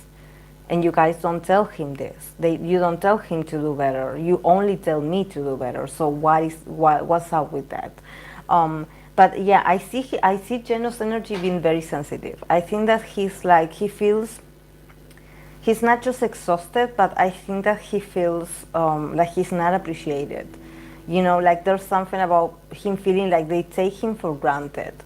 And when it comes to his connection or friendship with Jaemin, it's the same. He feels judged. He feels like he's always like, in the middle of someone pointing a flaw or a defect or an error in him. And he feels super sensitive about it. He's like, I had been here, I had been showing up, I had been doing this that you told me, I had been putting the effort, but you guys always tell me that I have to do better, and you don't appreciate me, so I feel unstable. But yeah, in the case of Jaemin, because Jaemin has the Princess of Swords, it says control, so definitely, and also the Nine of Wands. So why do I feel that Jaemin is the one that maybe gives these very sharp comments towards Jeno, and Jeno feels a bit suffocated, a bit like I cannot take it anymore, like I'm tired of your comments. There's something about Jaemin, maybe the way he talks or the way he expresses himself. He's very assertive, definitely. He can sound a bit condescending, and also with the Princess of Swords, he probably also speaks prematurely, he speaks before time, and usually he sounds a bit bossy. He sounds like he's telling you like, oh, you're not doing this correctly. And also with the Nine of Wands, I believe that also he is also a bit tired of certain, this is the thing. Both of them are very pressured. I know that they have been touring and everything. Both of them carry with a lot of exhaustion, with a lot of demands probably from the company and from everyone around them. So their connection, their friendship, it's also been affected by this.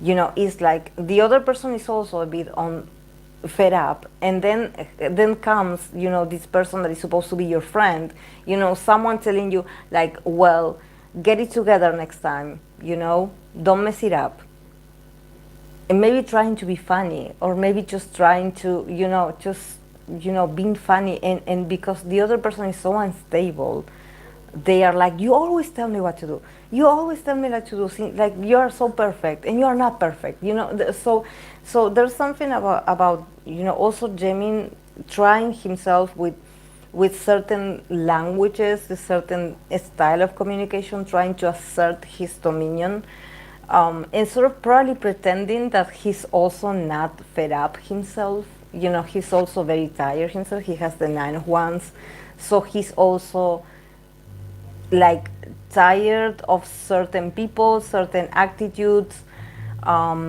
But since he's much more outspoken, or there's something about what he says that is like he can be so annoying. He can be so annoying, and I think that he feels like he can say this to Jeno, because I don't know if maybe it's because Jeno doesn't talk back, or just Jeno gets offended and walks away, but they definitely are. They're so exhausted, and this is affecting their dynamic. And also, this is why, I said with the King of Swords, the intellect, there's something about them just having to not get in their feelings. If they have this very uncomfortable vibe, or these arguments, just like remain intellectual. Like, don't take it to the emotional side. Don't take it to heart. Don't be like, oh, that person doesn't like me, that's why they say this to me. No, they are both tired. They are very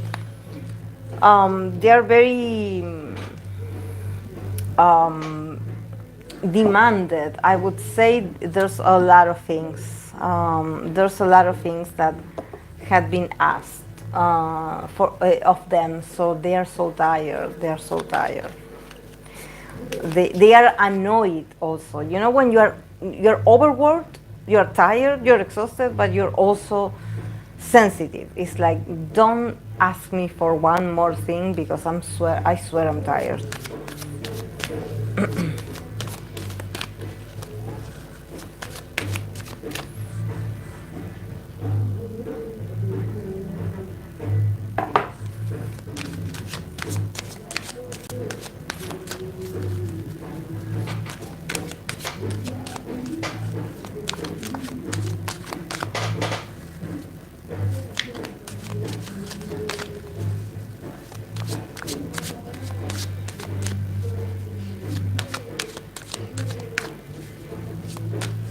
Okay, I'm going to pull cards for this new SM Trot group that is called Mitro.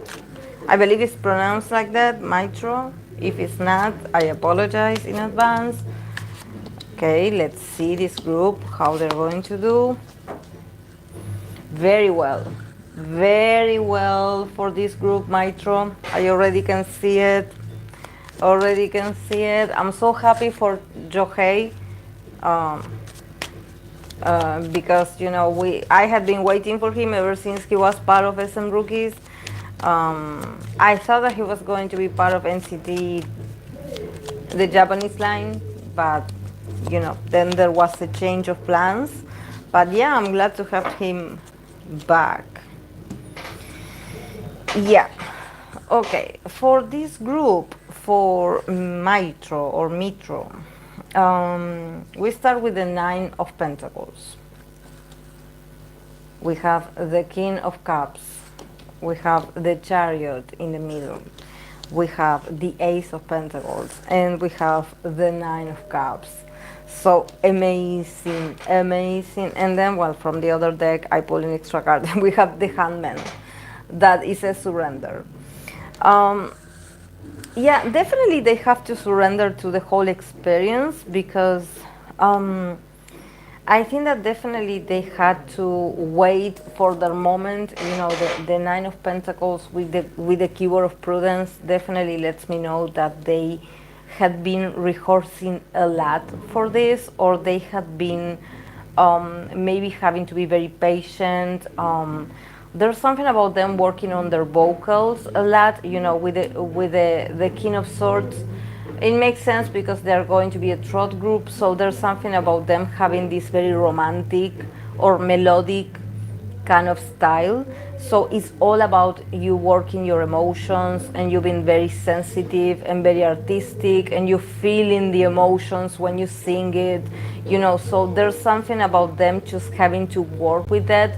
And this is why, maybe they had to train a lot or wait a lot of time to have this debut or to have this opportunity, because there's something about them having to also work a lot on their emotionality as well. And also with the King of Cups, definitely it shows you, this reflects, what people had been saying about them, that they love, that these members are actually, I believe that they are 27, 28. I believe there's one that is 30, 32. There's a member that is 32, or I don't remember exactly the ages, but there's maturity, and the King of Cups, definitely, it shows you that, they had to wait for their moment. They had to also work on their emotional maturity, because probably, their songs are going to be very sentimental, are going to be very, very mature emotionally. So they had to work on that, because they have to exude this inspiration. They have to be connected to this inspiration. I can already see a lot of romantic vibes in here. And also probably them working on themselves and just like presenting themselves as this very loving partner, or this partner that is in pain, sort of playing the fantasy of, the romantic singer, the emotional singer. But yeah, we have the Chariot in the middle, so they're advancing. They're going to keep advancing very fast. And we have the Ace of Pentacles and the Nine of Cups. So it's going to be amazing, guys. It's going to be a success, definitely. It's going to be a success. They're going to be very happy. They are also going to fulfill a lot of expectations. Maybe people do have a lot of expectations on them. They expect certain results, and they definitely are going to deliver it. So I see a lot of winning for this group. I see a lot of winning. I see them being very happy just being part of this project. So definitely. Yeah, and also with the Hangman that it says surrender. So I think that there's something about them also, surrender to the experience, because this is not going to be the typical K-pop group. This is more about them also slowing down their energies and becoming more intuitive, or becoming much more, understanding, and not having to have these flashy personalities, or having to entertain people and jump around. No, it's like you have to slow down and, just focus on the feeling, focus on the emotions that you bring. So yeah, with the Hangman, it's like, guys, surrender, because this experience is not like the others. This group, what they are going to experience, the success that they are going to experience, is going to be a very different experience. They're going to become very successful, very popular, probably very fast. But at the same time, with the Hangman, it's like, go with the flow. Just, don't have like preconceptions about like, oh, this group is going to be like this, or oh no, because they're associated with them, so they're going to be like, no. Just surrender to the music, guys. These people is here to bring the feelings, the music, and the visuals, probably. But yeah, it's so different. It's so different to what the other groups have been doing. So we are all going to be fans of Trot from now on, I believe. They're going to win our hearts. They're going to win our hearts, definitely. Definitely. Very different, very different, very different. We all have to surrender to them, or slow down our expectations and be like, okay, just make me fall in love with your voice, with your message.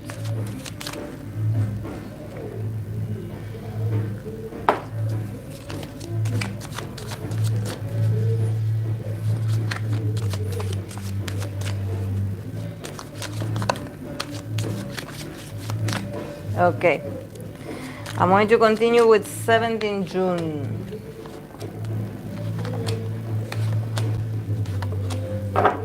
Yeah, I believe that is like romantic is unless Trot has another kind of lyrics that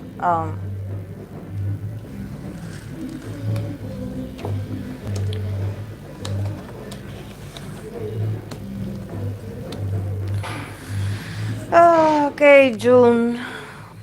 Why every time I read for June is so complex. Every time I read for June is so um I mean, for June of 17, we start with the Ace of Cups.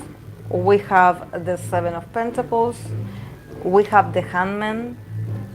We have the Two of Swords. And we have the Eight of Swords. So, yeah, I see a new beginning. Definitely, yeah, he does come. I know that he's supposed to go away because he's going to shoot like a drama, is it, for June? Like he has his own individual activities, so I can see it here with the Ace of Cups, but also with the Seven of Pentacles. I see that things are very green still, that things are not moving very fast in that project. Does anyone know if they're going to start shooting or working right away?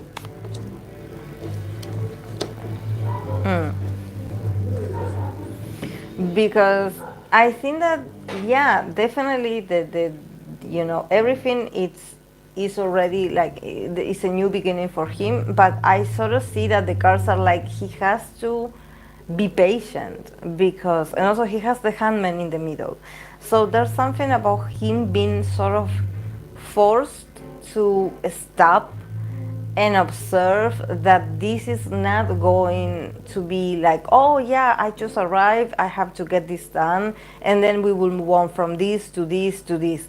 There could be some delays. There could be some delays. Mm-hmm. Mm. He's going to focus more on his acting career. Yeah, I mean, I see it that definitely the new beginning is here. But I think that probably he's not going to get the results that he expects, or probably the production or the way they work is going to be very slow, and he's going to be asked to wait a lot. There's something about things being canceled at last minute, and him just feeling a bit out of place because of this, and also there's a lot of inner conflicts, and probably until the end of the year he's going to have to navigate, the Two of Swords and the Eight of Swords. I think that he regrets certain things. Is he a Libra? Does he have like a Libra moon, something like that? Because we have the Two of Swords, and the keyword in here it says peace, but then we have conflict, the Eight of Swords. So peace and conflict. So there's something about, yeah, him sort of making this decision for himself, like to be able to, focus more on his career, his acting career, that this sort of gives him a bit of peace of mind that he's able to do this, that he was allowed to go and do this. But at the same time, with the Eight of Swords, there's a lot of inner conflict. Probably there's a part of him, especially if he has to wait or if he has to put some things on hold. He's like, did I make the right choice? Did I make the right decision? And also I think that he does have a conflict with this. It's like he's happy that he's able to do this, but at the same time he's like, did I do right? Did I do right really? And his energy feels very impatient. He feels very impatient.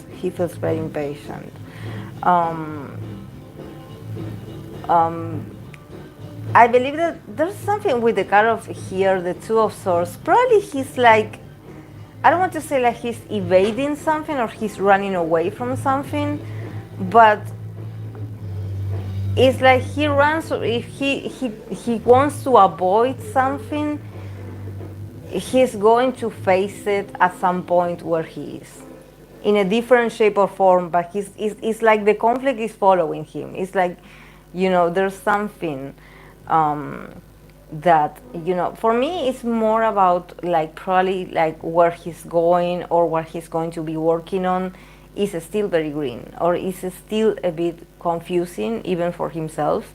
So he's like trying to be patient, or he's like trying to not say anything, to not overreact, because he's very grateful for the opportunity. But he does have his conflicts, he does have his conflicts. But then, we have here of the oral or the other tarot deck, we have the card of the Queen of Wands, and it says determination. So definitely, at the end, this that he's doing for himself is going to pay off. It's going to pay off. It's just that probably this year or the last months of this year is just adjusting and adapting to a very comfortable situation. And I wonder here with the Two of Swords and the Eight of Swords, because I don't see him having, conflicts with others. I think that he has a guilty conscience. I think that he has conflicts with himself. He's like,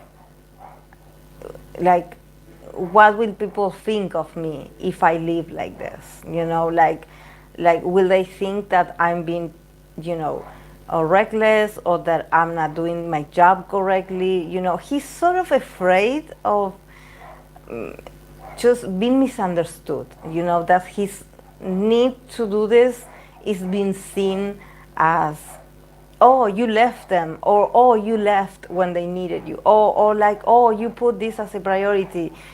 So again, with the conflict and all of this, and the Hangman in the middle, I wonder if there's also, he feels a bit persecuted by, I don't want to say fans, like fans are sort of pushing him, or just like, but could it be that he feels a bit like in the corner, like are they people chasing him or something like that? This is why he doesn't feel, he feels a bit out of balance, and just like not very comfortable. And probably because he has to adapt and wait, and he has to stop until he's able to go back to work. He's seeing a lot of things happening around him, or probably just getting very nasty messages, maybe some people harassing him or something like this. So there's something going on energetically around him, but he cannot say anything about it. He's like, yeah, I better do not say much, but I feel trapped. I feel trapped already. I just got here and I feel trapped. But yeah, it's all mentally. I don't see that he has like a disagreement, or he's going to have a disagreement with someone. I don't see enemies, I don't see people like this. But definitely he has to use this energy of determination. He has to remain focused. He has to remain in the very passionate, driven, don't let people take away your fire. Just focus on what you want to accomplish. And yeah, wait, adapt if you have to wait, but be a warrior. Face the consequences. Face it. Don't let them don't let them put out your fire. Just be determined always. This is what you wanted, okay, go for it.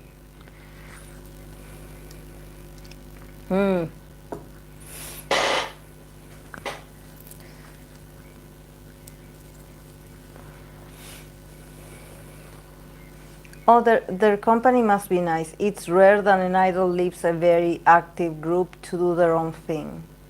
I love when idols explore who they are as they grow up. They start so young. Exactly, yeah. No, his Gemini Sun, Aries Moon, some Taurus placements. Maybe it's his rising, or could just be the Gemini. Yeah. I think that he feels a bit guilty.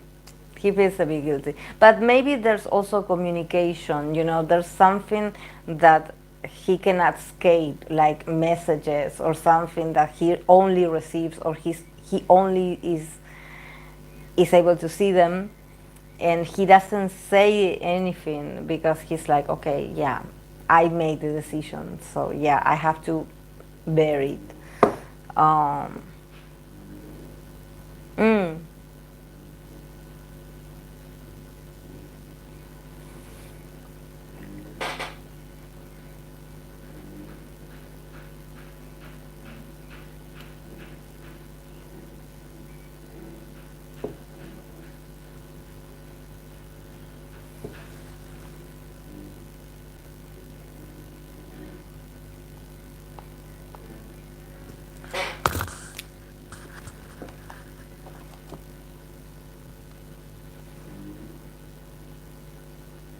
mm.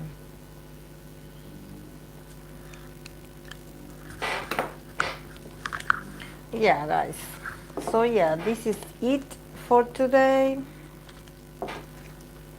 It's starting to get very hot in here all of a sudden. Like, I'm starting to sweat a bit. I'm not sweating, but the lights are reflecting on my face. It was so interesting.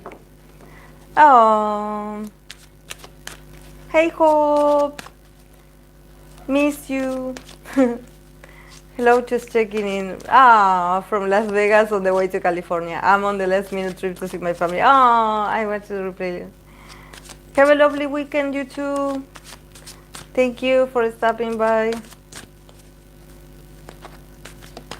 Yeah, it is. It's a Scorpio with. Mm-hmm.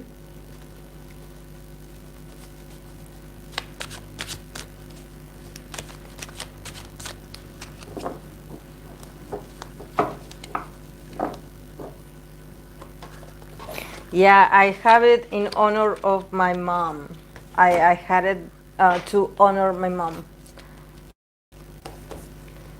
after she passed away.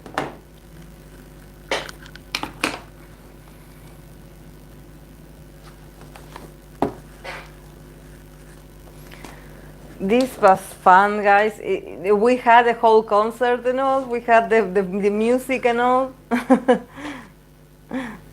uh, yeah. I can't believe I haven't seen it before. I love it. Yeah, it's just that I always cover myself. I always have it covered. Like, and it depends where I'm shooting the camera. Mm.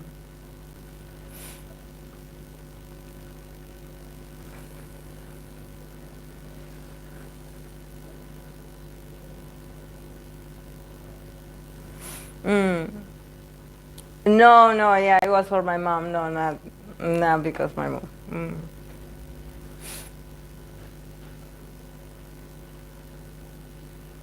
Yeah, but it could also represent, it could also represent. Okay, guys, I'm going to go because I'm melting here. I didn't bring any cup of water, like I'm just thirsty. I'm thirsty. mm.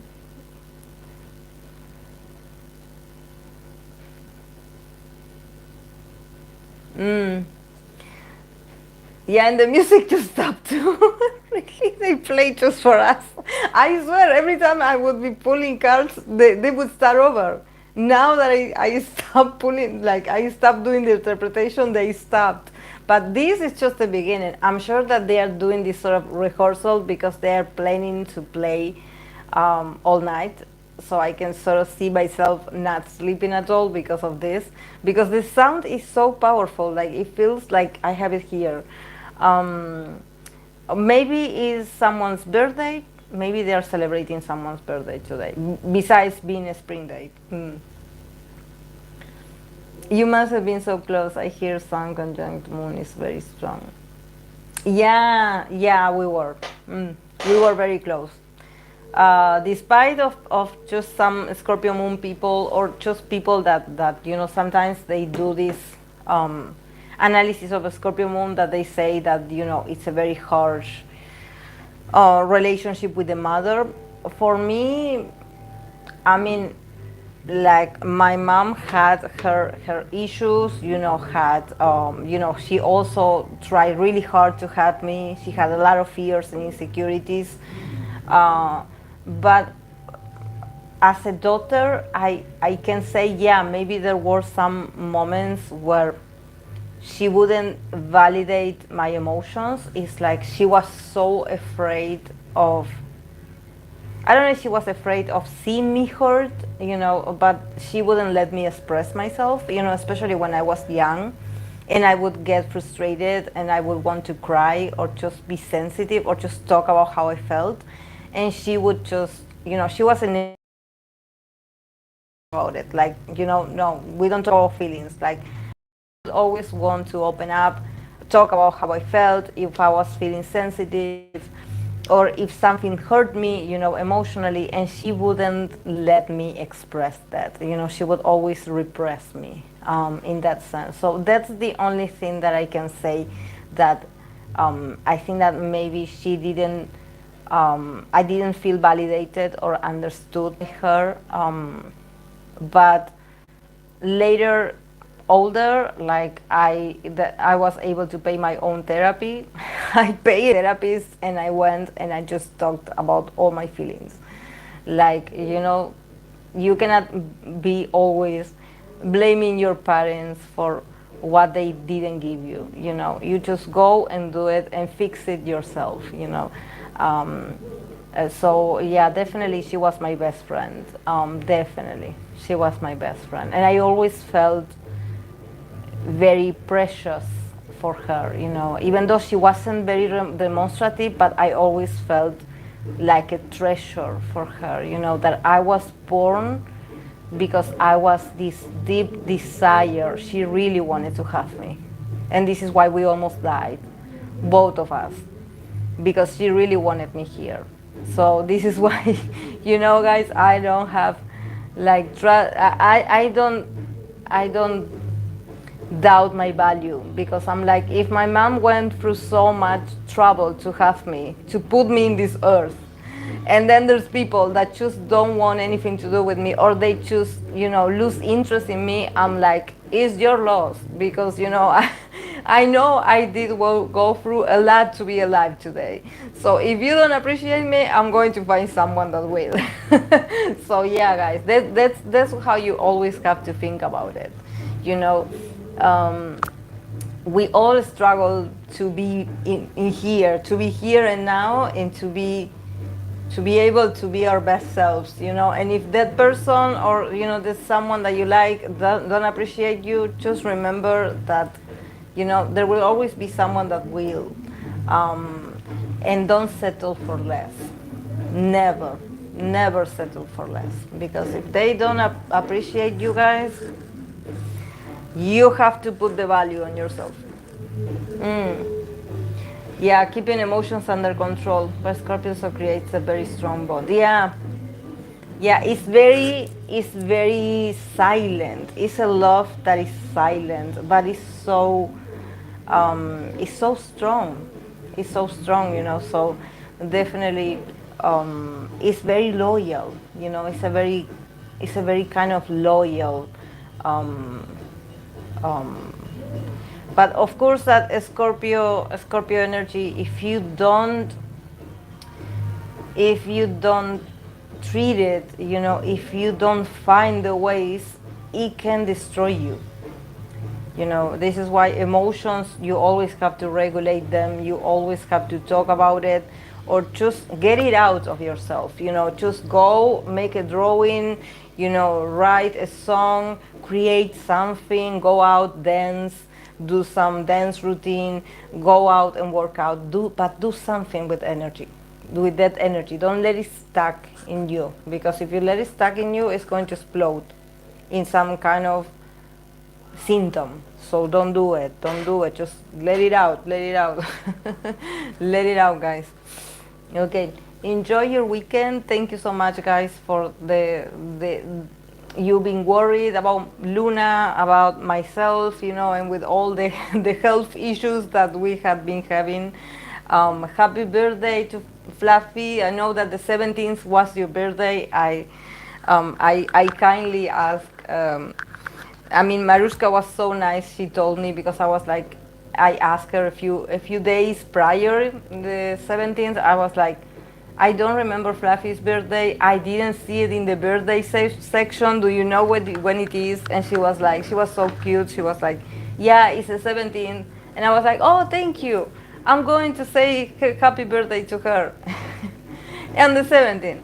And then, because of what was going on with Luna and everything, I forgot completely that we were passing the 17th.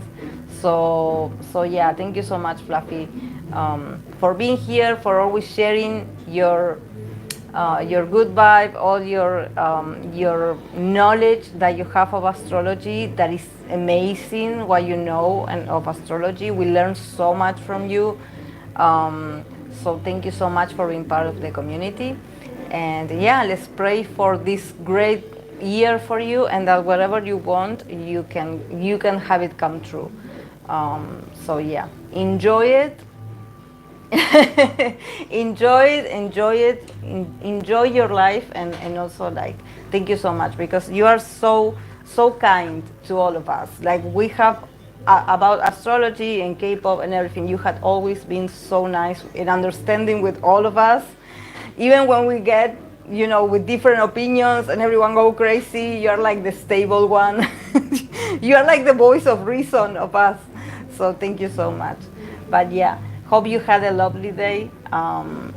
So yeah, let's go, that we are about to end this Virgo season, and yeah, next week is going to be Libra season, guys. So get ready for the Libra season, guys. Let's see if we can get some balance for ourselves. Let's see how it goes. Let's hope things are more pretty and Venusian. But yeah, love you too, Fluffy. Have a lovely weekend, guys. Thank you so much for being here. Bye.